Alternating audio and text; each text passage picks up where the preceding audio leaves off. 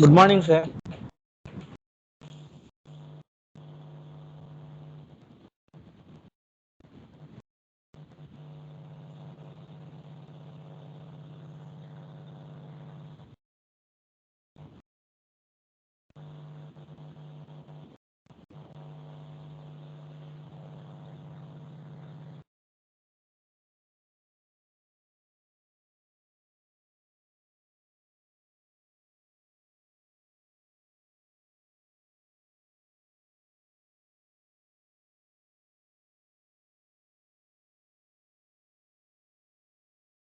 Hello hello వస్తుందా మీకు?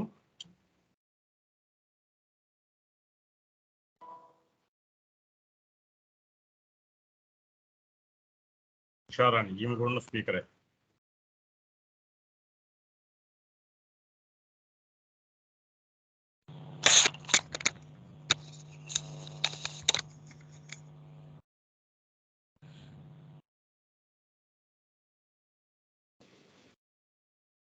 Very good morning doctor Y Ravishekhar గారు.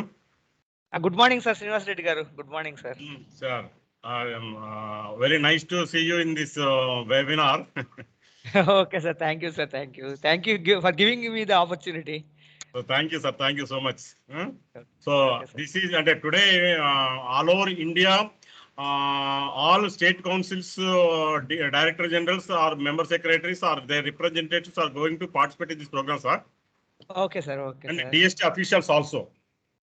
Okay, sir. So Okay, sir. what we need to focus is our technology, latest technologies for future generation usage. Yes, sir. Yes, sir.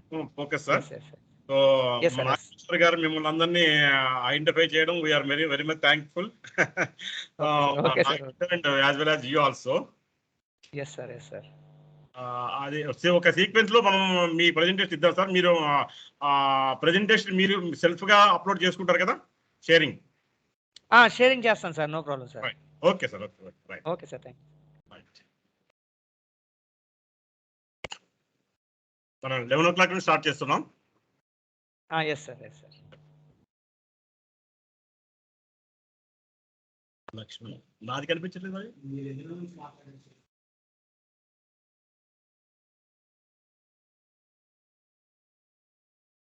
అందులో అండి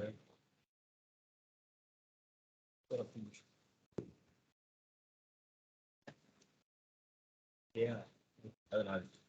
ఓహో camera ఆపానండి. Tea తాగుతుంది కదా ఆపాను. Bike కూడా ఆపాను.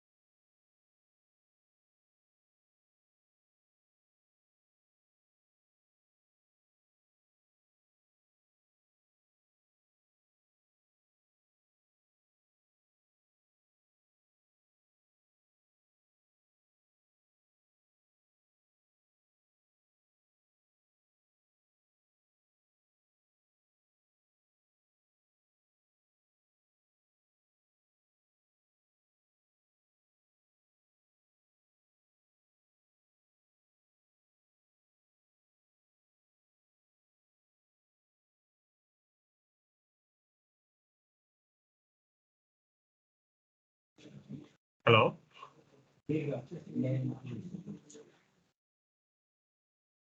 Hello.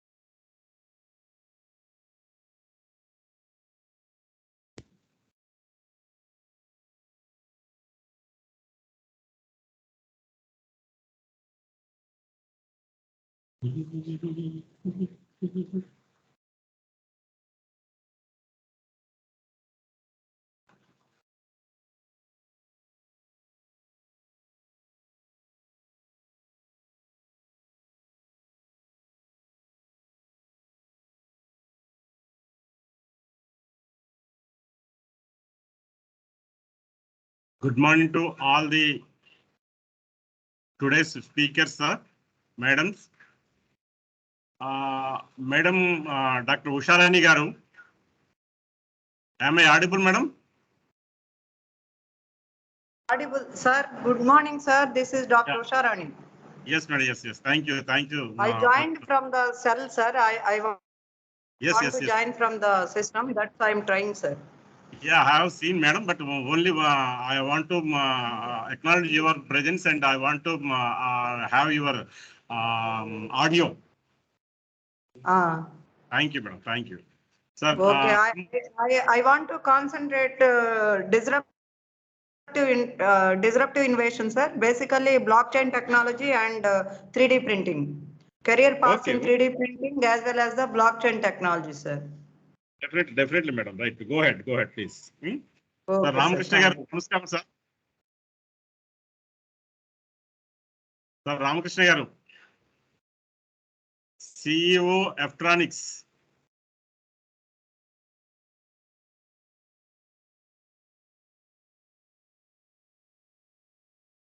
Ramakrishna garu, namaskaram, sir.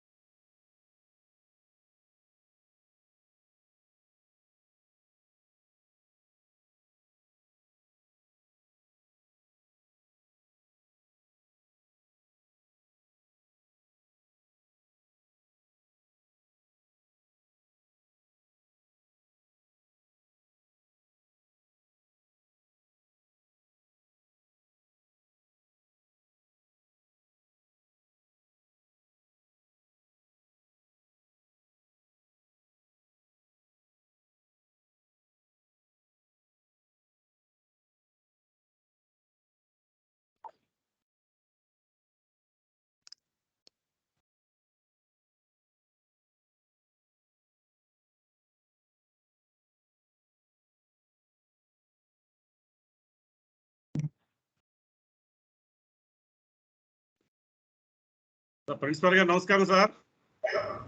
Sir బాగున్నారా? నమస్తే sir. నమస్తే. Madam ఎప్పుడు వస్తారు మళ్ళీ? లేదు సార్, మేడం జాయిన్ అవ్వరు ఇప్పుడు, ఎందుకంటే వాళ్ళకి టైం ఆర్డర్ టైం కదా. Okay okay. అందుకోసం మీరు నేనే ఈ ప్రోగ్రామ్ ని సక్సెస్. విషయ్ గారు జాయిన్. యా. Sir. సార్ ఇష్టారు గారా? Good morning, sir. Good morning sir. Good morning, very good morning sir. Exactly 11 VC గారు వస్తారు, sir. డెఫినెట్లీ.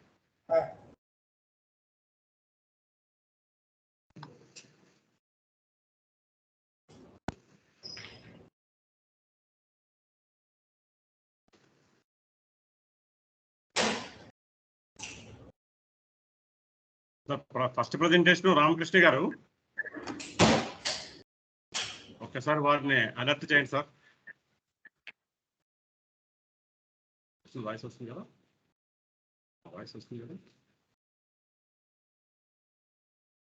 ఉన్నారు సార్, ఆన్లైన్ లైన్ లోనే సార్. నమస్తే సార్, రామకృష్ణ గారు ఉన్నారు సార్ లైన్ లో? ఉన్నారు సార్, బట్ ఆయన రెస్పాండ్ అవ్వట్లేదు. నేను హలో అని చెప్పాను, విషెస్ చెప్పాను. ఆఫ్లైన్ లో ఉన్నారేమో మరి, ఒకసారి.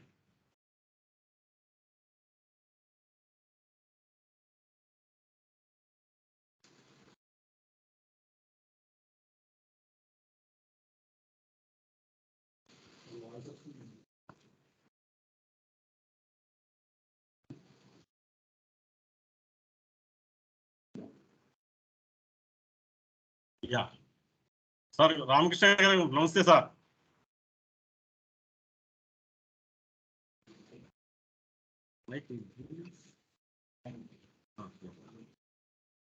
సార్ మీ మైక్ ఆన్ చేయండి సార్ ఒకసారి, జస్ట్ ఫర్ ట్రైల్.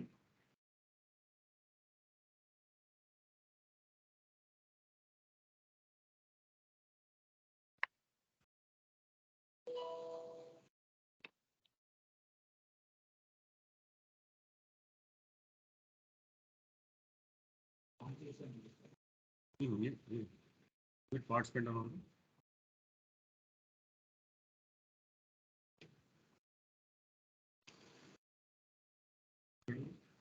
చూడండి.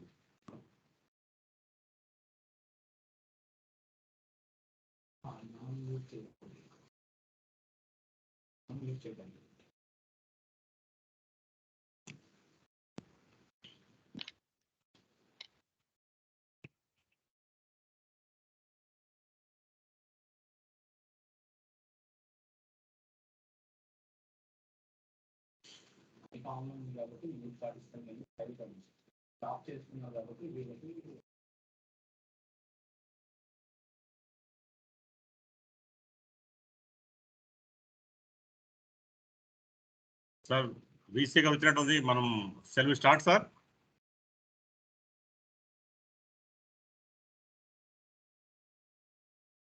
ఒక్క నిమిషం, కిషోర్ అంటే కిషోర్ అక్కడే ఉన్నాడు జస్ట్. అవును సార్, అవును, కనిపిస్తున్నారు. చూస్తాను నేను. విషయ్ గారు వచ్చి కూర్చోండి, విషయ్ గారు వచ్చి కూర్చోండి. Start. Sir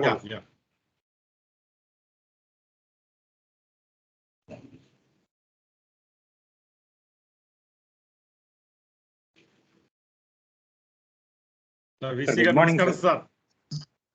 good morning sir. నమస్తే సార్. So shall I start, sir? Yeah. Thank you, sir.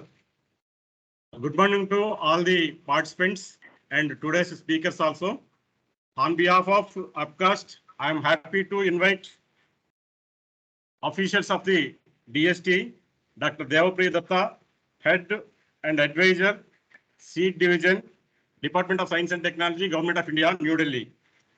Similarly, I invite Dr. Rashmi Sharma, Scientist F, Department of Science and Technology, Seed Division, Government of India, Dr. Ravikant Prajapati, Scientist B, and other members of the DST, Government of India, and Director Generals, Member Secretaries of the all state and state S&T councils, and their representatives of the state S&T councils.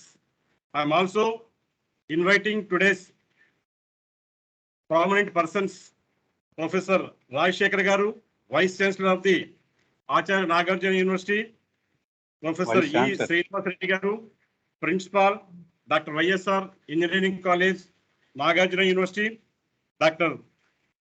Ramakrishna Garu Dasari, the Chief Executive Officer, Electronics, Vijayawada, and Professor Y. Ravishekar, Director, Vigyan, Keysight Center of Excellency, Professor N. Usharani, Head of the Department, EC Department, Vigyan University, Dr. NVR Vikram, Assistant Professor, Department of ECE, Vigyan University, Dr. S. Nagakishore, Bhavanam, Head of the Department, ECE Department, Acharya Nagarjuna University. Since this month's designated theme is Future Technologies, which is supposed to deal by technocrats and technologists, consequently, our member secretary, Dr. Aparna Madam, has identified Acharya Nagarjuna University, Dr. YSR Engineering College, Gunturu, and requested to coordinate this month's program, Azadi Amrit Mahotsav, on behalf of APCAST as a state partner. Now, on behalf of APCAST and our member secretary, I sincerely express our regards and thanks to Vice Chancellor, Professor Rajshekar Garu, Nagarjuna University, similarly, Principal E. Srinivas Reddy Garu, and B. Nagakishore, Head of the Department, who have accepted our request. Now, I therefore request Professor E. Srinivas Reddy Garu, Principal, YSR Engineering College, to continue further proceedings as a state coordinator and make this program as grand success. Over to you, sir, Professor E. Srinivas Reddy Garu. Please Thank you, take sir. care of it. Thank you, sir. Thank you, sir. First of all, I thank our Honorable Vice Chancellor, Sri P. Rajshekar Garu, permitting to conduct this program in the university under the banner of APCAST. So the title of this program is Future Technologies for Making the Lives Easier and also for Reaching the Sustainable Goals, and also how these future technologies are going to affect the economy and also the development of globally. So whether we like it or not, the technology is going to change rapidly every minute in the world, offering new innovations and revolutionary projects throughout the global.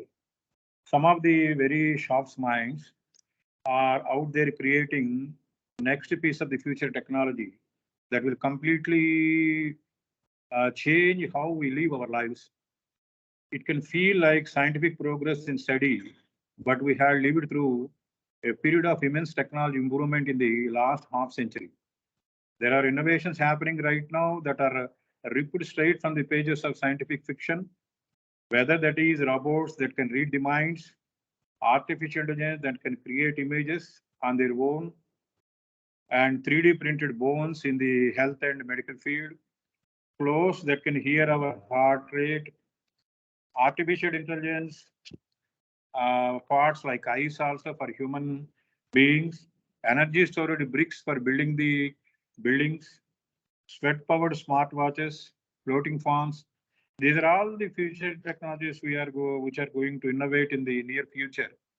So a strong research work is going to happen in the field of artificial intelligence.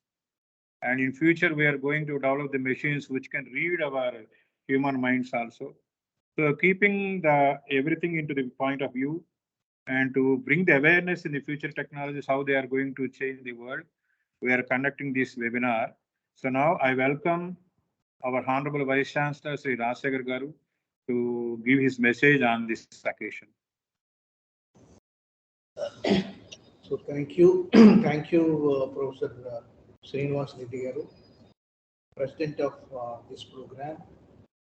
And on behalf of the university, I take privilege and pride to invite all the panelists, moderators, and technical supporters for this program. At the outset, I convey my gratitudes to Madam Aparna, the Director of APCOST, and also Sri J.D. Rao, Project Project Officer of AppCost. I take this as my privilege to invite the honorary speaker, Sri T. Ramakrishna Garu, and another honorary speaker, Professor Y. Ravishekar Garu, and another distinguished speaker, Professor N. Usharani, and Dr. N.V.R. Vikramji. Of course, we consider it as a privilege to coordinate this program. And Professor Srinivas Reddy and Dr. Nagi Kishore, they deserve appreciation and kudos. I don't have to say anything about the theme of future technologies.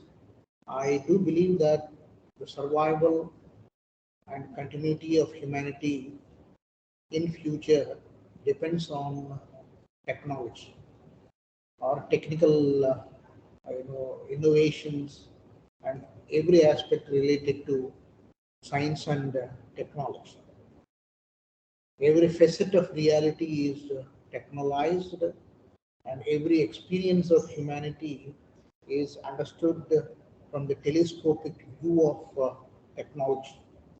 So it is high time that the entire humanity realize the inevitable significance of future technologies. But of course, subjectively, the future technologies are specifically mentioned, everywhere, and I believe that the honorary speakers will enlighten the participants on these aspects. So thank you very much for giving me this opportunity.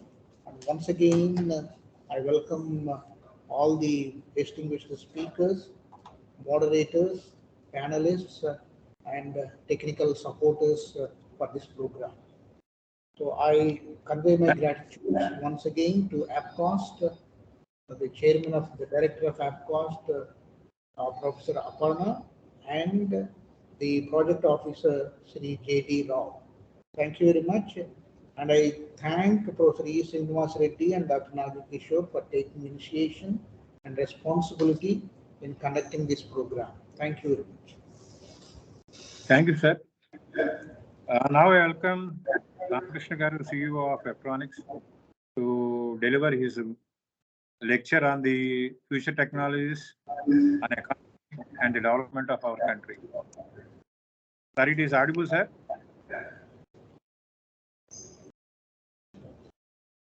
Sir, Ramakrishna Garu, you are not audible, sir.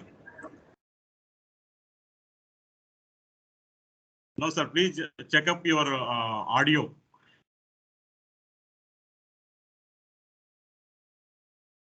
వినపట్లేదు సార్, మీ audio వినపట్లేదు. రామకృష్ణ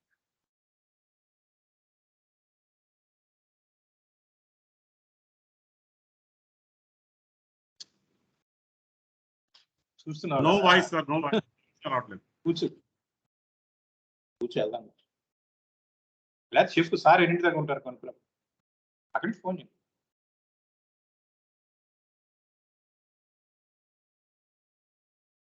చేయి ఇది AICTE online scrutiny meeting, AICTE online scrutiny meeting sudden గా వచ్చేసి గంట పట్టి sir గంటలో రేపు పొద్దున ఫ్రీ, నాకేం పని. Please unmute your mic sir. ఒకసారి మీరు స్క్రీన్ టచ్ చేస్తే కనుక మైక్ వస్తుంది, అదొక్కసారి అన్మ్యూట్ చేయండి సార్.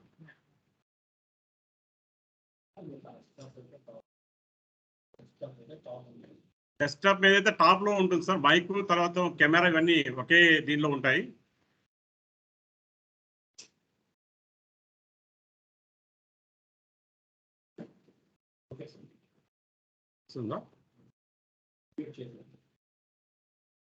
వాయిస్ రావట్లేదు సార్, వాయిస్ రావట్లేదు.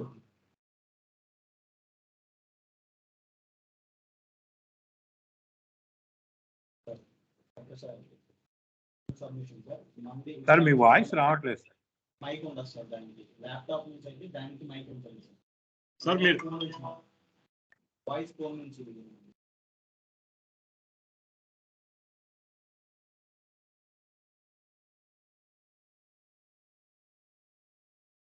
సార్ బెటర్ మీరు ల్యాప్టాప్ నుండి కానీ లేదంటే వాయిస్ ఫోన్ ఉండే ఇన్స్ట్రుమెంట్ నుండి జాయిన్ అవ్వండి సార్. ఇక్కడ నుంచి ఇచ్చి సార్ వాయిస్ అనేది ఆన్ ఫోన్ ఇస్తే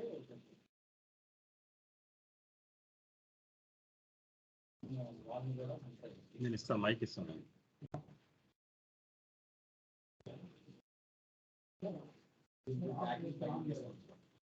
సార్ నేను అది ఢిల్లీ సార్ వెబ్కాస్ట్ నుండి సార్ ఒక నెక్స్ట్ స్పీకర్కి ఇద్దాం sir. Okay sir, okay right right, okay sir, okay, thank you sir, thank you sir. Principal గారు సార్, రామకృష్ణ గారు ఏంటంటే సెకండ్ లెక్చర్ తీసుకుంటారు, ఈలోగే వేరే వాళ్ళని అసైన్ చేద్దాం sir. Sir, Ravishekar garu, can you take now, sir, lecture? Yeah, sir, no problem, sir. I will take it. Okay, Right. okay. Ravishekar garu will start, sir. Start. Yeah. Sir, me start change, sir, Ravishekar. Okay, sir. I will start, sir.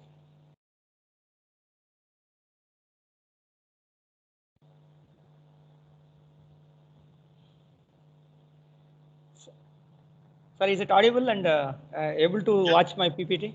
Yes, sir. It is visible and you are also audible. Proceed, Okay, sir, please. Yeah, thank you, sir. Thank you for giving me the opportunity. I would like to thank our Professor Aparna Madam, J.D. Rao Garu, and E. Srinivas Reddy Garu, and Rajshekar sir, and Ramakrishna sir, and Usharani Madam, and Vikram, and all other distinguished guests and participants. My today's topic is basically 6G communication, the integration of technology with United Nations Societal Sustainable Development Goals. So before I go to that, I will till 5G whatever is happened,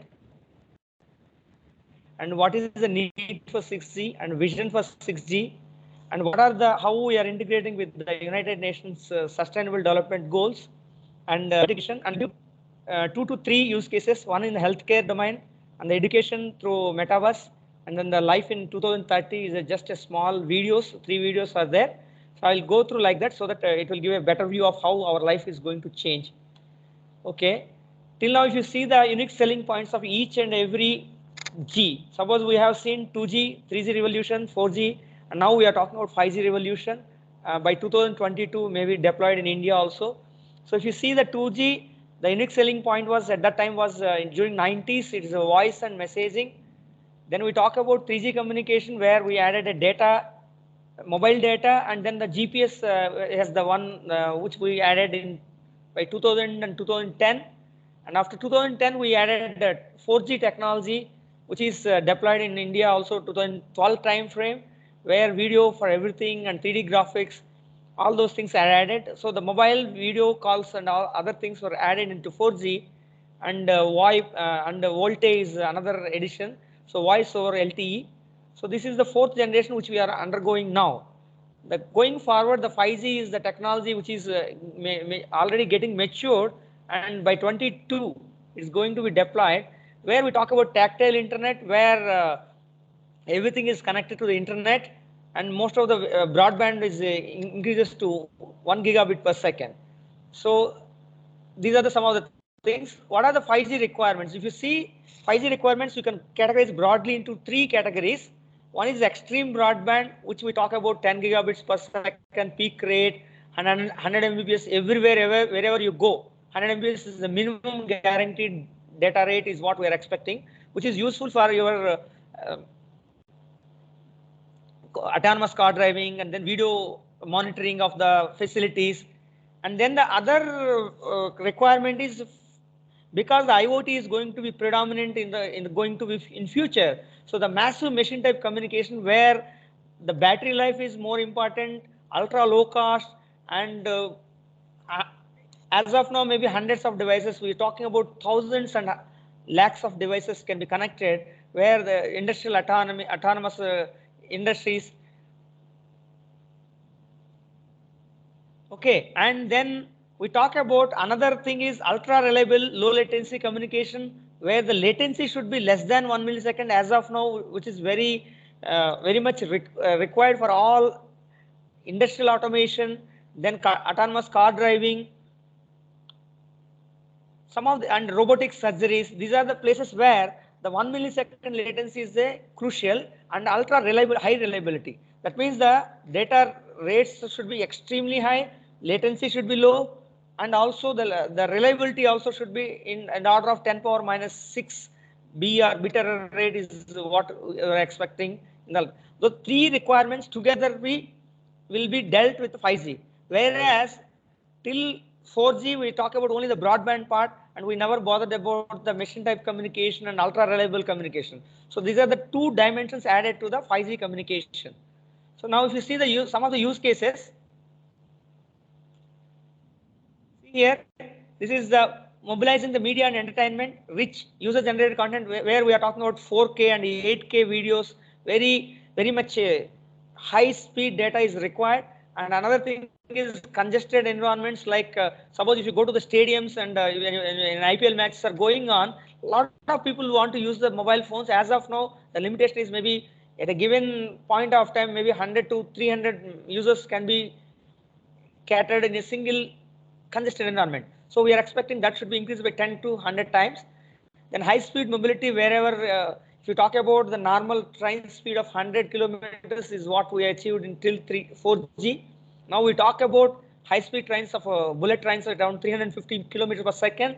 Even those things should be done. And then connected cloud computing and the immersive experiences and connected vehicles and augmented reality. These are some of the areas where you should feel like a fiber-like data speeds and low latency for real-time interactivity.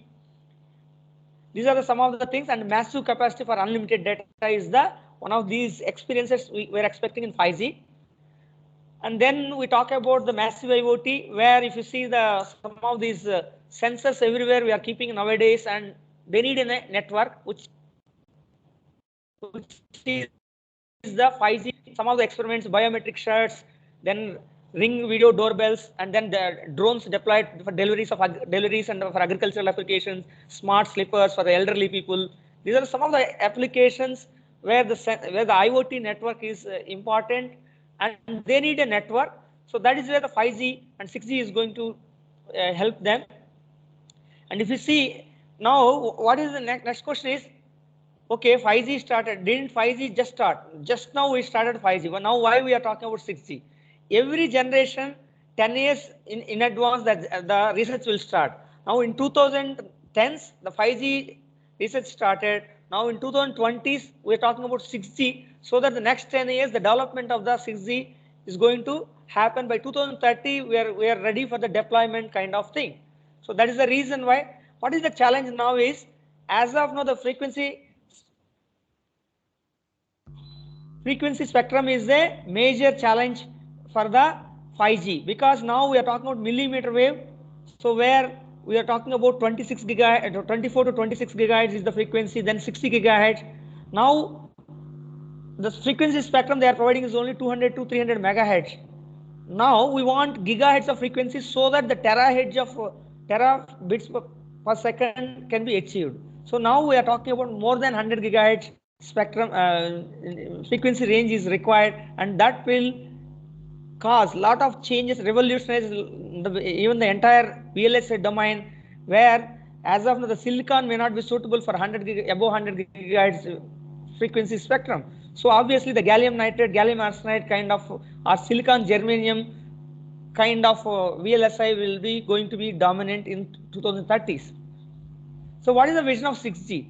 Now, if you go back and see what's happening till now is, the primary focus till now 3G is we are talking about connecting human worlds, basically to talk, to have video calls. Only that is the purpose of till 3G we are using that is connecting human worlds. Now when we talk about 4G and 5G, the 4G has enabled and 5G significantly enhanced our ability to consume digital media everywhere, anytime. And these are basically you are connecting digital worlds together. So that is the advantage of 4G and 5G. That means you are able to pass the digital control to the world. Now, when we talk about 6G, this is any vision of a future in everyday experience enriched with unification of physical world, digital and human world. That means physical world means in the physical world means there's like IoT kind of devices. Basically we're talking physical world means the actual devices, and digital world is basically software or the virtual reality kind of things, and the human worlds are the human beings. These three should be integrated as a new ecosystem. That is what the 6G envisions. So that means till 3G we're talking about connecting human worlds. 4G and 5G we talk about connecting humans and devices through digital world. Then we talk about the physical world is nothing but exactly device will be twinned, and we can use it as a physical world. So if you see the capturing the vision of 6G, you see here digital world is there, physical world is there, and the human world. You see here the environmental things are connected through digital world using the twinning and control mechanism, and the human world and the physical world are controlled by the real-time control, and the digital world and the human world are thinking about cognitive and synced bio. And the 6G should provide the trustworthiness, and it should have the intelligence. That means the data which you are sending, it should be having a trustworthy resources and connecting with intelligence, and it should have the network of networks. That means it should support the previous networks, and the sustainability in terms of the environment, in terms of the scalability, and the global service coverage. That means wherever you go, the 6G should be the standard single thing, and it should have the extreme experience. These are the six basic pillars of 6G. And if you see, all the three worlds are interconnected by the 6G vision. Now, if you see that, how you can take about use case families, you see that whatever I told, the 6 pillars, you talk about sustainable development, and massive twinning is the other thing required, and telepresence, robots to cobots means robots. As of now, we are seeing a lot of robots. Cobots is collaborative, robots is called as cobots. So that means robots to cobots, all interconnection through 6G. And then local trust zones for the smart cities. We need to have local trust zones where the data is secured, the civilians' data is very much secure. So that is required. And if you see the some of the use case families, you can see the these 6 use cases. And then we talk about United Nations Sustainable Development Goals, where here no poverty. So there are 17 goals defined by the United Nations Sustainable Development Goals during 2016 in one of the United Nations this thing. Now I am concentrating on 3 parameters: good health and well-being, that means healthcare sector, and the quality education, and the sustainable cities and the community. These are the 3 things which I choose for today's this thing. There are other things are there: cleaner, gender equity, clean water and sanitation, affordability and clean energy, decent work and economic growth, industrial innovation and infrastructure, reduced inequities. These are some of those 17 goals. Out of that, these 3 goals are the ones which I talk in 6G, how we can integrate those things. So if you talk about the new healthcare system in 6G, it's going to be totally changed by using robotics, IoT, and AI. So if you talk about healthcare system, generally in medicine, they talk about 4 Ps. One is predictive analysis of the disease, then preventive analysis, and then the personalized care, and then participatory means everybody should participate. We'll see how it is going to be. So the use case in healthcare, we talk about patient applications, where the patient-centered applications will be designed, where the precision medicine will be there, and monitoring and alerting the medicine administrating applications for the patient perspective. And there are the hospital applications where it will integrate the VR training for the surgical procedures, telemedicines. Those are the from the hospital they can operate those things. And then we talk about medical data management applications, where you want to see the medical data. Suppose there are thousands of patients in a hospital, database management. Those things will be done using the medical data management applications to manage the patient records, health records, other medical data, and real-time delivery of rich data sets, and then electronic health records of each and every patient. Not only patient, when it comes to the government, each and every citizen of that country should have the electronic health record, so that everything is monitored. And then the apart from the doctor's assistance applications where new technological medical fields can be done, the doctor's assistant applications like robotic surgeries, implantable IoT, healthcare devices, in future there's sugar, the blood sugar will be, insulin will be given by the small implantable device, and those kind of technologies are going to emerge. So these are the healthcare. And if you see the futuristic healthcare of 6G system, you can see the 6G and the medical IoT and the local doctor all are interconnected by using wireless body area network. All these things will be recorded into a local repository. 6G will provide the connectivity between all those things. Now the drones also, if any emergency comes, now we're talking about the emergency drone systems, where in Germany and other places they're using drone taxis. Now drone emergency system, like your emergency ambulances, drone ambulances are going to be part of this thing. So where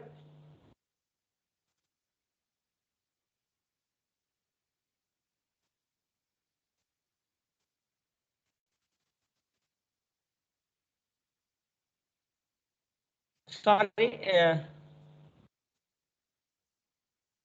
yeah, is my visible? My PPT is visible? Yes, sir. Yes, sir. Okay, okay. In between some connection lost, so I thought okay. Okay, sir. Thank you, sir. Thank you. And this is the 6G where cloud is integrated, data communication is integrated, and then advanced ML models. We talk about AI and machine learning. Those will help to monitor the patient's health records, to analyze the health records, and if any disturbance is there, they will again feedback sent to the doctors. So those things, and satellite communication is also involved, and to making the charges for those medical services, those will be online services, will be through visualization, records will be visualized. All these things can be done through 6G communications. And then I'll show you one healthcare use case, one small video. You just play carefully, watch this, how the future 6G can help the healthcare sector.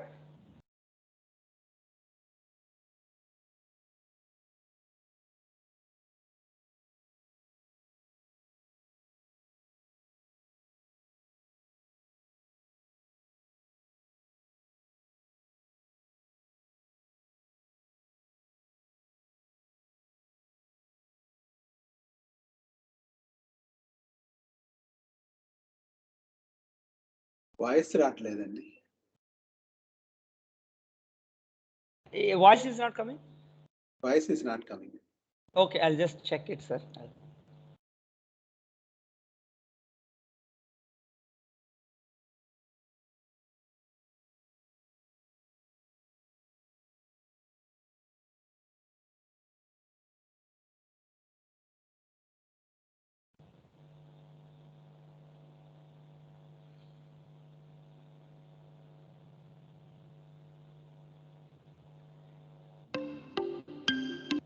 Is it now coming, sir?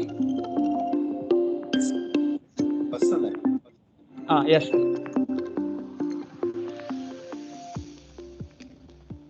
This demonstration is to show the power of future mobile networks for delivering health services in an effective manner. On one hand, we are here showing how remote monitoring can be done, how remote consultancy can be done, and how remote teaching can be done. So the demonstration shows the value of this future technology in health sector with the current state-of-the-art technology, and current limitations also become visible. In this home environment, we have 360 video camera, and we have a close camera which is integrated to an augmented reality glasses, and then biosensors which are then connected to a patient. And the data from all those biosignals are shown locally on these augmented reality AR glasses. And the data from all these devices, these gadgets, that is gathered together and then transmitted real time via, for example, 5G, then to that central hospital. And in this central hospital, that has similarly a high quality mobile network, and then devices where specialists or more experienced doctor can monitor this sensor data, the same data which was shown locally in a 360 view via VR glasses or close view with either traditional screen or handheld mobile or similar manner, including then the biosignals or these sensors which are connected to the patient. E-health is a good example of a use case or a vertical or a segment which sets very high requirements for the network security, robustness, latency, and etc. And these are not yet there.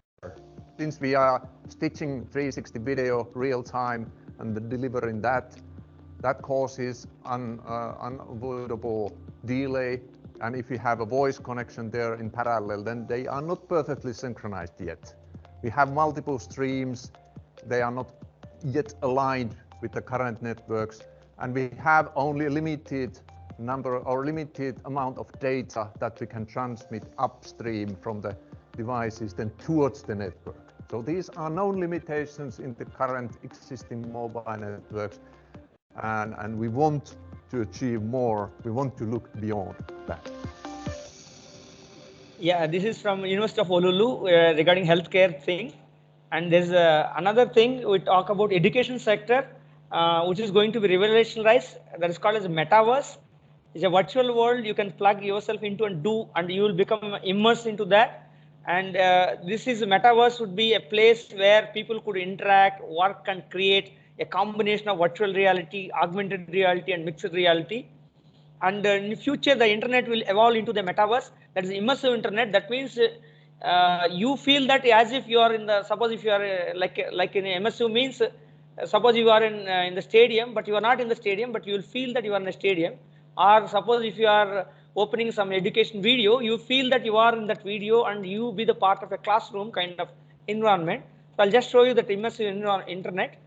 So future education, if you see this, so the movie projectors, if you see this girl is watching through a 3D projector where laser learning is from her house only. She's able to watch everything in a 3D projector where the education will be going to be future anywhere and everywhere they can learn. It's not limited to one place. Okay. So they can do anywhere in there, wherever they are comfortable using a 3D projector kind of thing.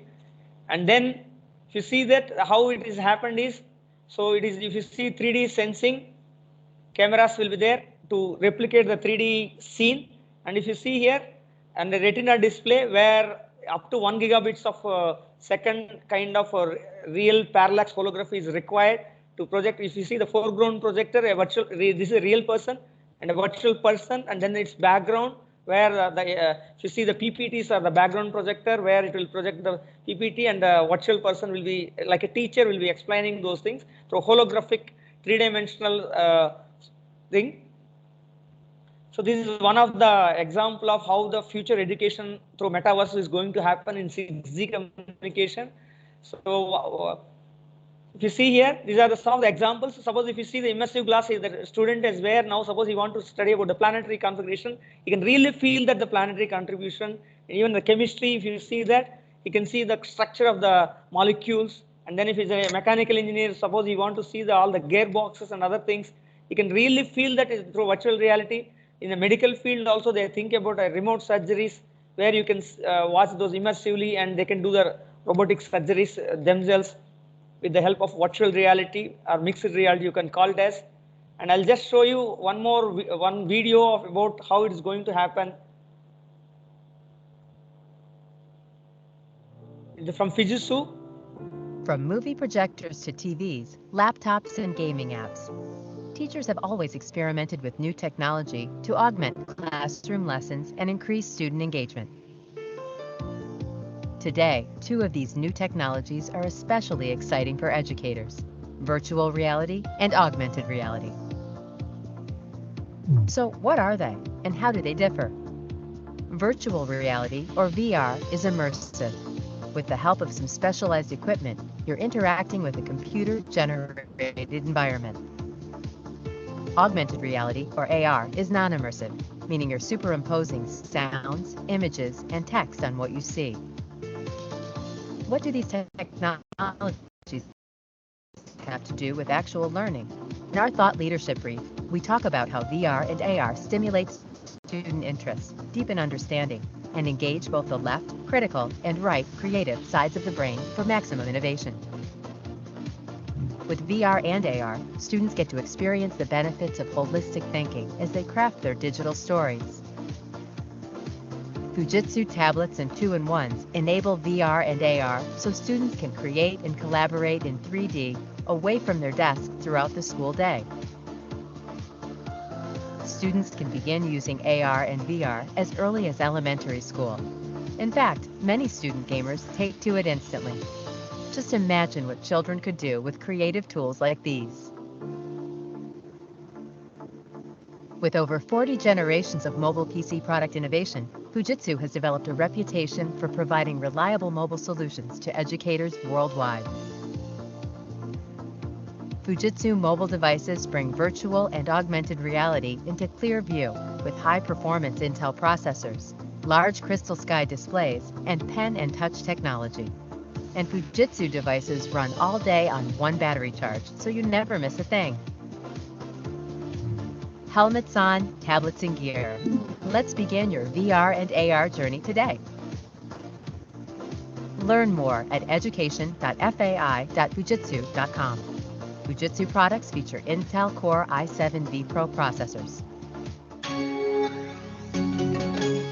Yeah, and another thing is smart buildings and smart cities. I don't have much time, so to cover that, I just given one video also here instead of me covering the topic. So yeah, this is one more video which will give the smart cities and how in future smart cities is going to be. We spend 90% of our lives in buildings.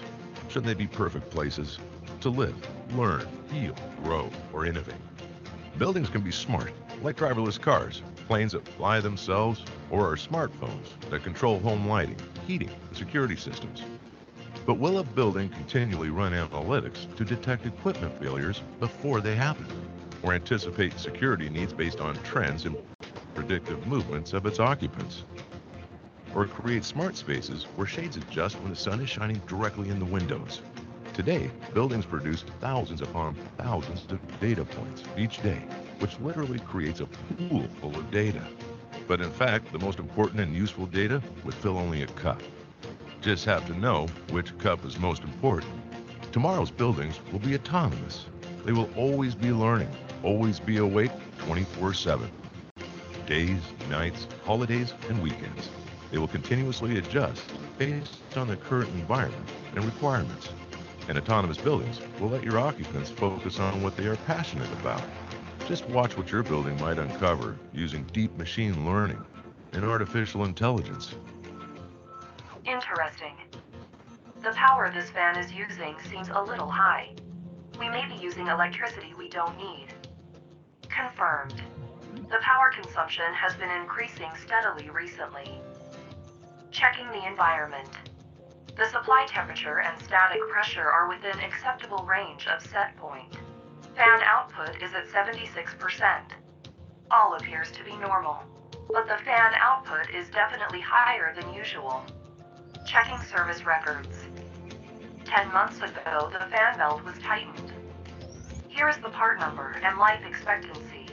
I see it was last replaced 5.5 years ago, and have identified the runtime of the air handler. Based on this intelligence, the belt has exceeded the normal runtime, and is probably slipping. This is serious. The fan is in one of our most critical building spaces, and any downtime will cost us much more than the price of the belt. There is not a belt in our inventory. Ordering replacement. And I have notified our facility engineering department with all the necessary intelligence. As you can see, autonomous buildings learn, and the more they learn, the more autonomous they become, changing from strictly a cost to an asset. This will allow building owners and their staff to spend less time and resources running buildings and more time on what's important, the occupants. Siemens can help you create the perfect place. Good night. Okay, and the last one more video is there, how our life is going to change. This is the University of Honolulu's video. So in 6G, how it's going to happen. So this is another video. Please bear with me. Just this will be 4 minutes video. So it will be impressive.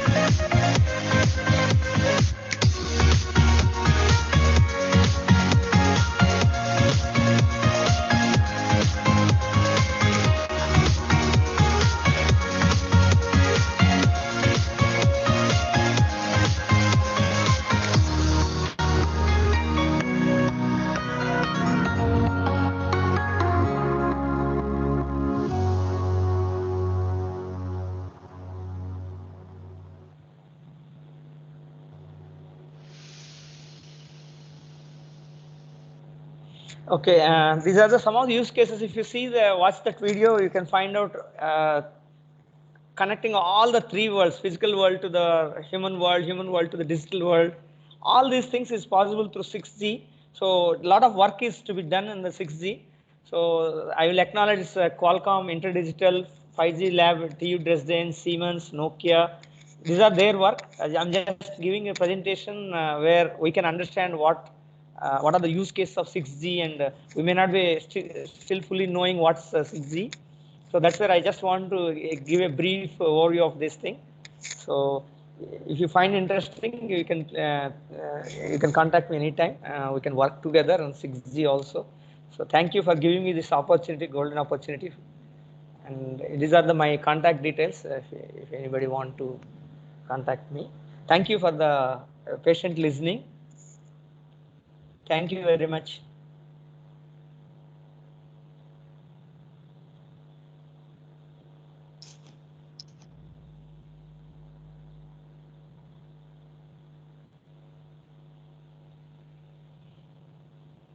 Thank you, Ravi Shekhar garu. Thank you, sir. Thank you, sir. Thank you, sir. Thank you very much, sir. Sir, I humbly Thank you, request Ramakrishna garu, Sri Ramakrishna garu, CEO of Electronics, sir, kindly present your session, sir.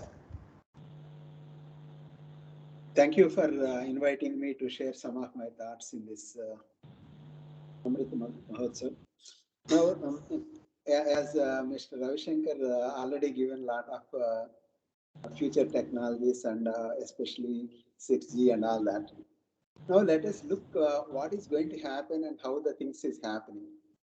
First important thing is the fourth industrial revolution, which all of us is talking here.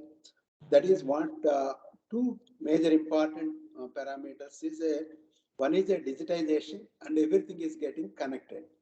Digitization means previously also there is a digitization when the computerization is started and automation also digitized.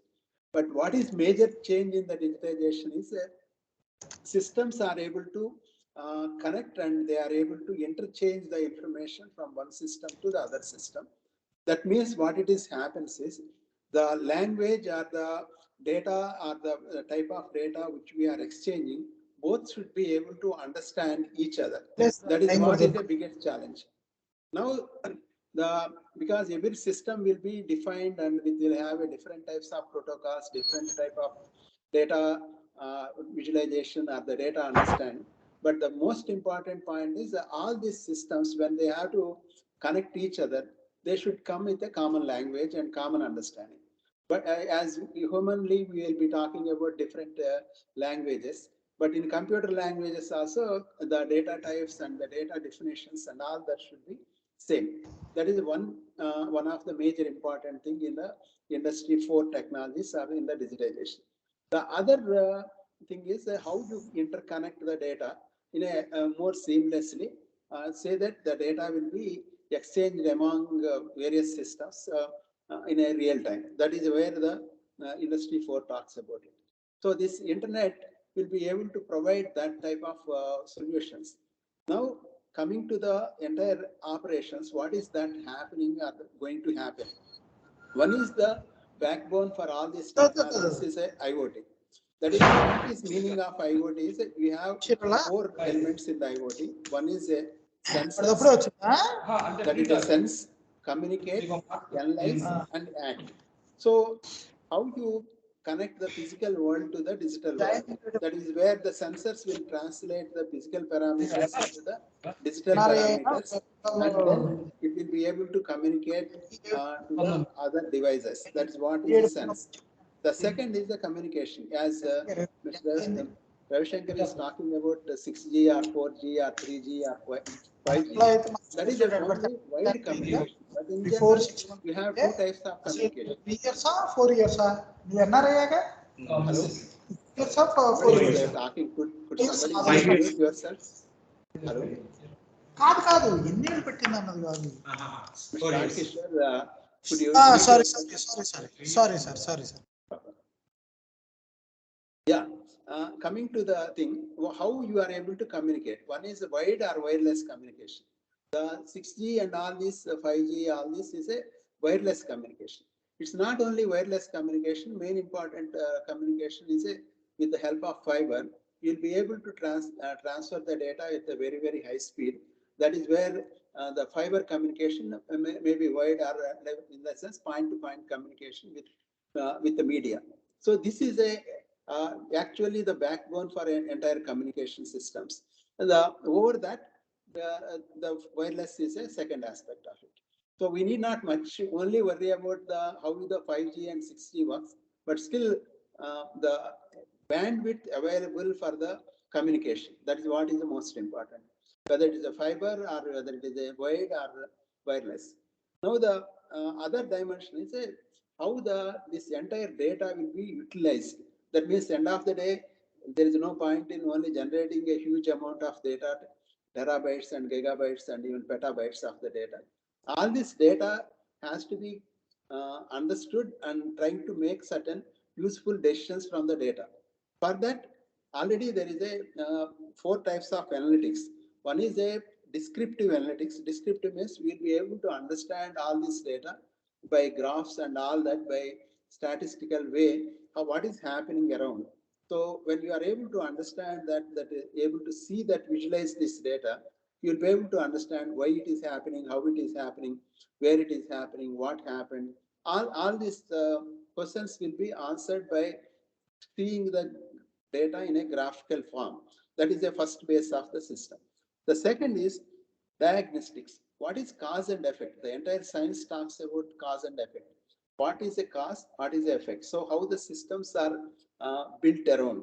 So here the ML and AI, all that will be used here.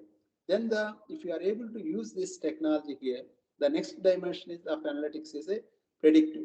So what is going to happen in the future?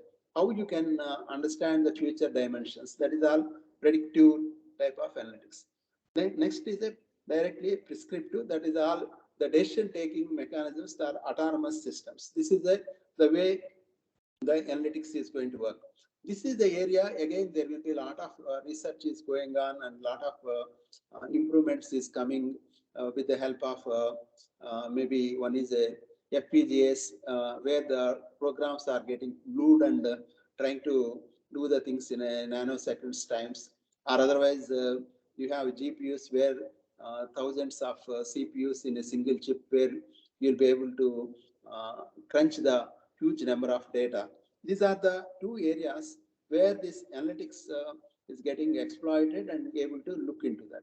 So other side of this, to visualize all this data, you have now what is called a monitors with a TV monitors or any monitor with a high resolution monitors. Thereby you will be able to see more effectively the graphs or the entire thing, what exactly is happening, and visualize the things.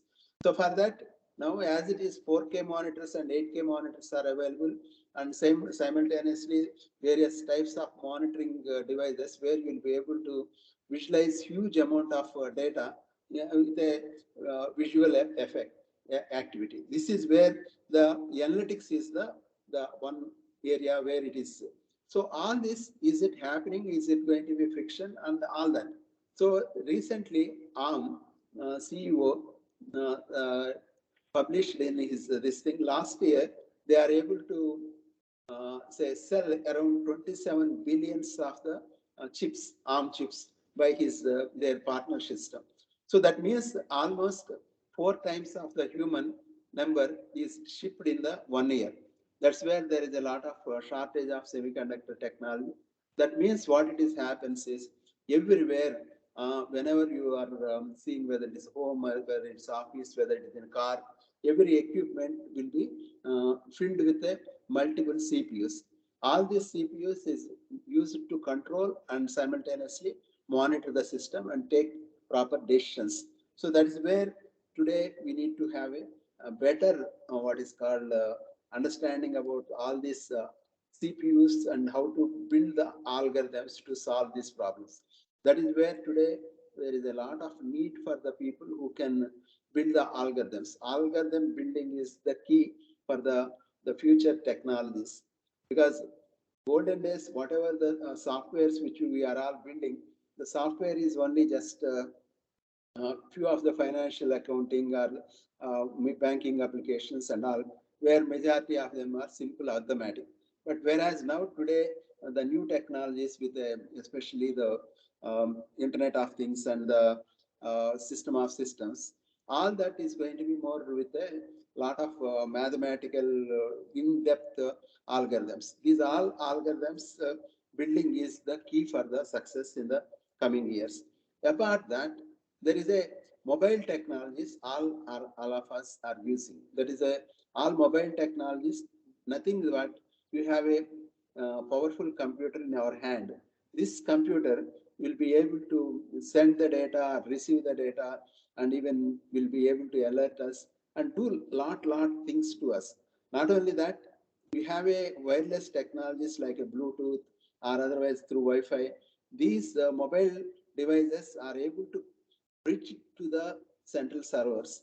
Thereby, we'll be able to transfer huge amount of data and even crunch it and understand this data. So there, again, there is a lot of opportunities in the area of how to build the applications in the mobile, not only in the desktop. So these mobile technologies really making the things totally different. So the next dimension which we all has to understand, all these technologies, where they are all going, what is that going to happen? So every system is going to be simulated in the computers. That means mathematically it is simulated, and physically you will be getting a data in a real time. In the simulated world, what is that expected to happen, and what is that really happening with the real world?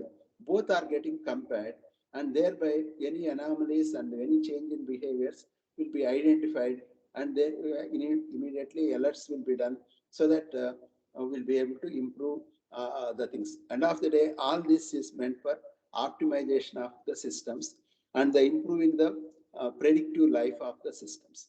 So for example, if all our body has a wearables, and it will be able to understand what is happening to us, how is our blood pressure, how is our heart rate, and how heart rate is getting varied, and how is the entire vitals of our organs is working. All that will be measured continuously 24/7.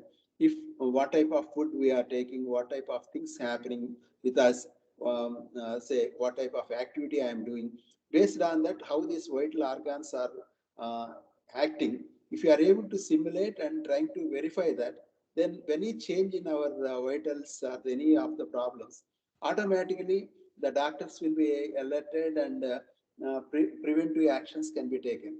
With that type of technology, it is possible to increase our life expectancy. That means what type of organs are what type of deteriorating it, how to recover that, or otherwise how to increase the life expectancy of various organs and various things in the body. Thereby, now at present, average life expectancy of the world is maybe around 75 to 80, and some of the countries are able to reach around 85. But it is possible to reach our life expectancy more than 130, 140 in coming 30, 40 years. That is what is going to be the major change which I anticipate that is going to happen with the help of these technologies. That is what makes the future of the things. The other side of it is working for a livelihood. All of us will be working for livelihood. That's all. Majority of the people trying to learn and do the things for getting a higher, better life. Life. For that, we want to earn more and do things. But the things may not be necessary in the future, because the autonomous systems are able to produce the products and solutions automatically. So slowly the prices of the components is going to be reduced, and simultaneously what is going to happen is with autonomous systems, without somebody's this thing, one will be able to make the things. That means the systems are able to build the systems, and there is nothing like somebody has to work to do that. That means end of the day, there will not be any price for the things for the today's world. So that means what is going to happen is one need not work for the say livelihood. So people who are enjoying the work, they only work, and the people who doesn't want to work, they can do whatever they like it without worrying about their future. The other thing is like what we are talking about the today's world. Few of the things which we are talking about, the brutality and the people that is problems created by the various people and all. Once these all people are well monitored and well say getting a data from various things, the data will be analyzed and thereby the source of the origin of the problem will be eliminated. Thereby it is possible to remove the brutality, and the truth will come into the existence, and the trust will be there in the society. Thereby it is going to be the better work life for all the people. One need not even sit only in the cities and all, so the people can spread and trying to work, go near to the nature. So these are all going to be the future of the things which is going to be possible with the help of technologies. So as Mr. Ravi Shankar showed, the virtual reality and all that augmented reality, you can work or you can do the things remotely without coming to the central place. All these people will be going to collaborate each other without much of the challenges. Thank you for giving me the opportunity to share some of my thoughts. I think I am on time and whatever the 15 minutes given to me. Thank you.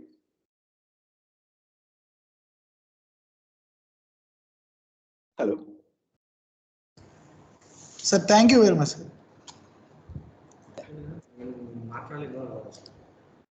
Hello, Srinivas sir.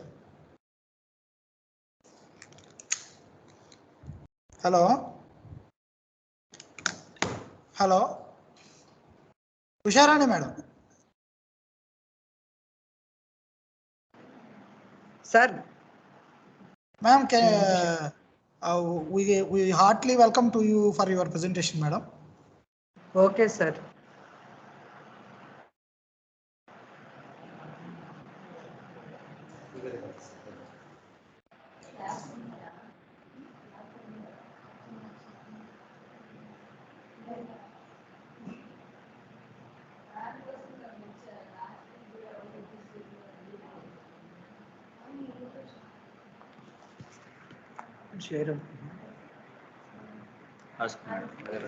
Sir, are you able to see my screen? Okay, madam, it's visible. It's fine, madam. Okay, sir. Thank you. Okay. Sir, good afternoon. Good afternoon, Good madam. afternoon, everyone, sir. Please continue. Thank you very much for giving me this opportunity, sir. My topic is emerging disruptive technologies, a framework for a new career opportunities for beginners. So this is my topic, sir.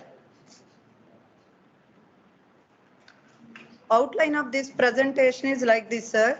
In this, I am going to cover what is the introduction, use cases. In that use cases, I am going to cover two cases, Airbnb and SaaS. What disruptive innovation, and after that we are going to take two technologies. One is the blockchain technology and 3D printing. Finally, we are going to cover the conclusion, sir. This is the presentation. So as already we know that right now we are all using the industry 4.0 buzzword. There we traveled from steam to sensor, steam engines to sensor technology. Lot of technologies were evolved during these periods, especially under 4.0, Internet of Things, cloud computing, and 6G, AI and ML, and edge computing, digital twin, 3D printing, cyber security. All these are the technologies.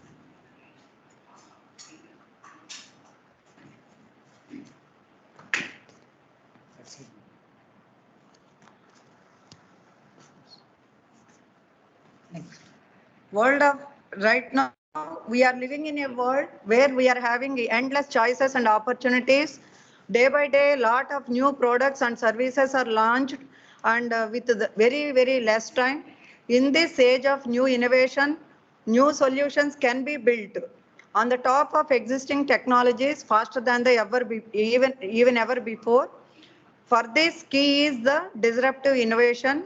And coming to the key to the disruptive innovation is we should have the ability to break the existing operating model and create the new right conditions for the emergence of the new one. Even whatever we are seeing, automobile or electricity services or television, even all these are also disruptive technologies during their period. But right now, because of this innovation, approximately half of the Fortune 500 companies are said to be replaced in the next decade because of this disruption. The reason why we have to take care of much about this. For this, all the disruption, whatever we are main concentration is due to ICT and IoT. Sharing economy is the first and foremost aspect where people are thinking of sharing the food, transportation, equipment, lab equipment, or many equipment, or accommodation, even the finance, information, or even whatever local we are having, we want to share that. Here we are going to see transportation effect and accommodation. So basically the use case whichever we are speaking here is the accommodation. In that accommodation, we are going to see one use case of Airbnb. Here.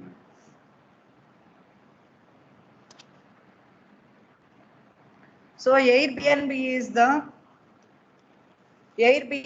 the peer-to-peer lodging service.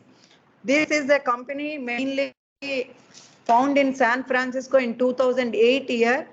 The major key behind this is it is a disruptor in case of the hospitality industry, where they concentrated on the sharing rooms, apartment houses. Right now, so far we are using the 5-star, 6-star hotels and small business hotels we are thinking of. Because of this, local people, even they can share their rooms or apartments to the people who are coming over their places. So here we used the business model in case of the accommodation with the innovation as well as the technology. So basically this is nothing but manifestation of sharing economy is Airbnb. BNB is with bed and breakfast also, that we want to share along with the people, which is an online platform for short-term rentals. The market estimated value is $38 billion so far. More than 150 million users are participating in this aspect. So peer-to-peer lodging service enables wider section of destinations for tourists, and because of this, people can increase their stay, their travel frequency, number of times they can visit, and even they can mix with the local people. So these are the advantages they are having. Because of that, people can go more frequently. The main phenomena here is collaborative consumption in the tourism and hospitality marketplace. So though this is giving more and more advantages, are there any disadvantages or barriers with this? Yes, there are barriers. Those barriers are including issues of trust, efficacy, and as well as the familiarity with the system, and as well as the cost. Now, one more use case, we will see why we are moving, why disruptive innovation is happening. As we are all familiar, we used DVDs, we used CDs. Through CDs, we all saw the pictures and all those things. Right now, our children they are watching many videos without any CDs or DVDs. That is because of the streaming, which launched by the Netflix. So that you see in this graph how Netflix was increased their business, and the same way how the other technology like CDs, DVDs, how that business was gone. So disruptive innovation, as already I mentioned at the beginning, that is going to kill the original aspect. At the same time, it is going to increase the opportunities in the other domain. So this is the case where how we are making software as a service. So now we will see, are there any challenges with these kinds of things or not? So recently, these are the information we found in our news information. This is nothing but one service sector sharing the resources in transportation. We are all familiar with Ola and Uber. So there are many advantages we are having. At the same time, I mentioned at the earlier, trust and many efficacy factors are there.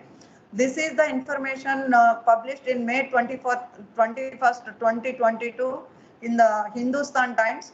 So a lot of passengers were complained against Ola and Uber because in their consumer rights, in their grievances, they mentioned in their grievances they registered 54% of these things linked about the deficiency in services, 770 grievances registered against the Uber.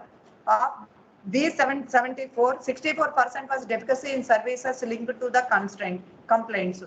So this is the case. We have to see one side. This is very nice technology wise. Second side, we have to address many challenges while meeting all these things and while developing the systems. The major constraint here is the committee was formed. The committee mentioned that there is any information on the algorithm or the method, how they are using the company or how they are charging at different fares on the same route, two passengers coming also, why they are paying different things. All these challenges are there. So that is the reason now we are facing lot of problems with the disruptive innovation. At the same time, there are many advantages. So now the question is how we have to prepare for this innovation or this disruption. To disrupt a market, you must be willing to cannibalize your existing business. That is the first point we have seen. And at the same time, we have to go for the right capabilities to be able actually see beyond the industry norms. Don't stick to the whatever so far we are having. We cannot fit for that. We have to see beyond that. We have to frame the norms beyond that, and that too while introducing the technology. Is it the right time and the people are rightly accept this? So many these new ideas are apt for this age, and so many things we have to consider at this time while introducing any technology. And disruptive innovation should not be launched at a single time. It should be go in a iterative manner, and that too lot of patience is also needed while introducing any kind of these kinds of disruptive innovations. And though they are giving lot of growth opportunities because of smaller and incremental improvements, though we are aiming at a small incremental changes at each stage, but they are going to manifest the society and manifest the things in a lot manner. And at the same time, we should have a clear picture of what can be achieved and what you want to achieve also. So you need a concrete roadmap to guide all these things. So this was already proven in case of Tesla. Tesla people, they have a good roadmap with a good master plan. At the beginning, they introduced their sports car in low volume, and at the same time later they concentrated on the luxury models. Now they are concentrating on the mass market with high volume models. So as we discussed, we should have the good plan and we should go with a proper plan how we have to take up the things. Now we are going to see one more technology which is doing lot of changes right now in cryptocurrencies. That is nothing but a blockchain technology. Blockchain technology is making lot of changes. It is nothing but the organization of database only. Blockchain is nothing but a database, organization of the database only. But it is entirely different from what databases right now we are handling. In case of our databases, we can easily modify it. There will be some administrator, all kind of features are there. But in case of this blockchain data technology, where we are handling cryptocurrencies, we are all familiar with Bitcoin. Many people are making business also. In addition to Bitcoin, there are some other currencies, Ethereum, Ripple, Neo, Litecoin. So there are many things are there under this cryptocurrencies. This is nothing but a decentralized database. No one is the authentication for this. So this is a decentralized distributed database. Now we will call it as a ledger, that all the transactions whichever we are making in this by various parties, those will be recorded. It moves transactions from a centralized server based system to transport cryptographic network. The technology uses peer-to-peer consensus. Whatever change you want to make, for that every peer who are the participant in that, the consensus must be needed to record and verify the transactions, removing the need for manual verification, which on total what it is doing is in banks and any places wherever manual verification is happening, that totally can be removed with this kind of databases. Blockchain stores, shares and synchronizes data as chains of blocks using cryptographic techniques. So those blocks represent the recorded transaction, and each new block of transaction is linked to the previous one, thus creating an ever-growing chain. So each block has a timestamp, so as well as the unique hash value referring to the previous blocks. So blockchain technology has enormous implications for financial institutions as well as the banks and stock brokerages. So totally it removes the between intermediate people. So here financial intermediary can be removed. So it costs are automatically comes down. It is nothing but, as already I told you here, entire thing will be distributed in database calling as a ledger, so which is having a shared synchronized database across the network of decentralized nodes. Transactions are verified by network participants. Whatever modification you want to do, that should be verified by all the participants and added to the ledger as a new block. It allows for secure, transparent and tamper-proof transactions. So whatever skills required and whatever career paths are existing is, especially any person who want to work in this area, they must be familiar with any language like Java, one language, C++, where databases can be handled easily.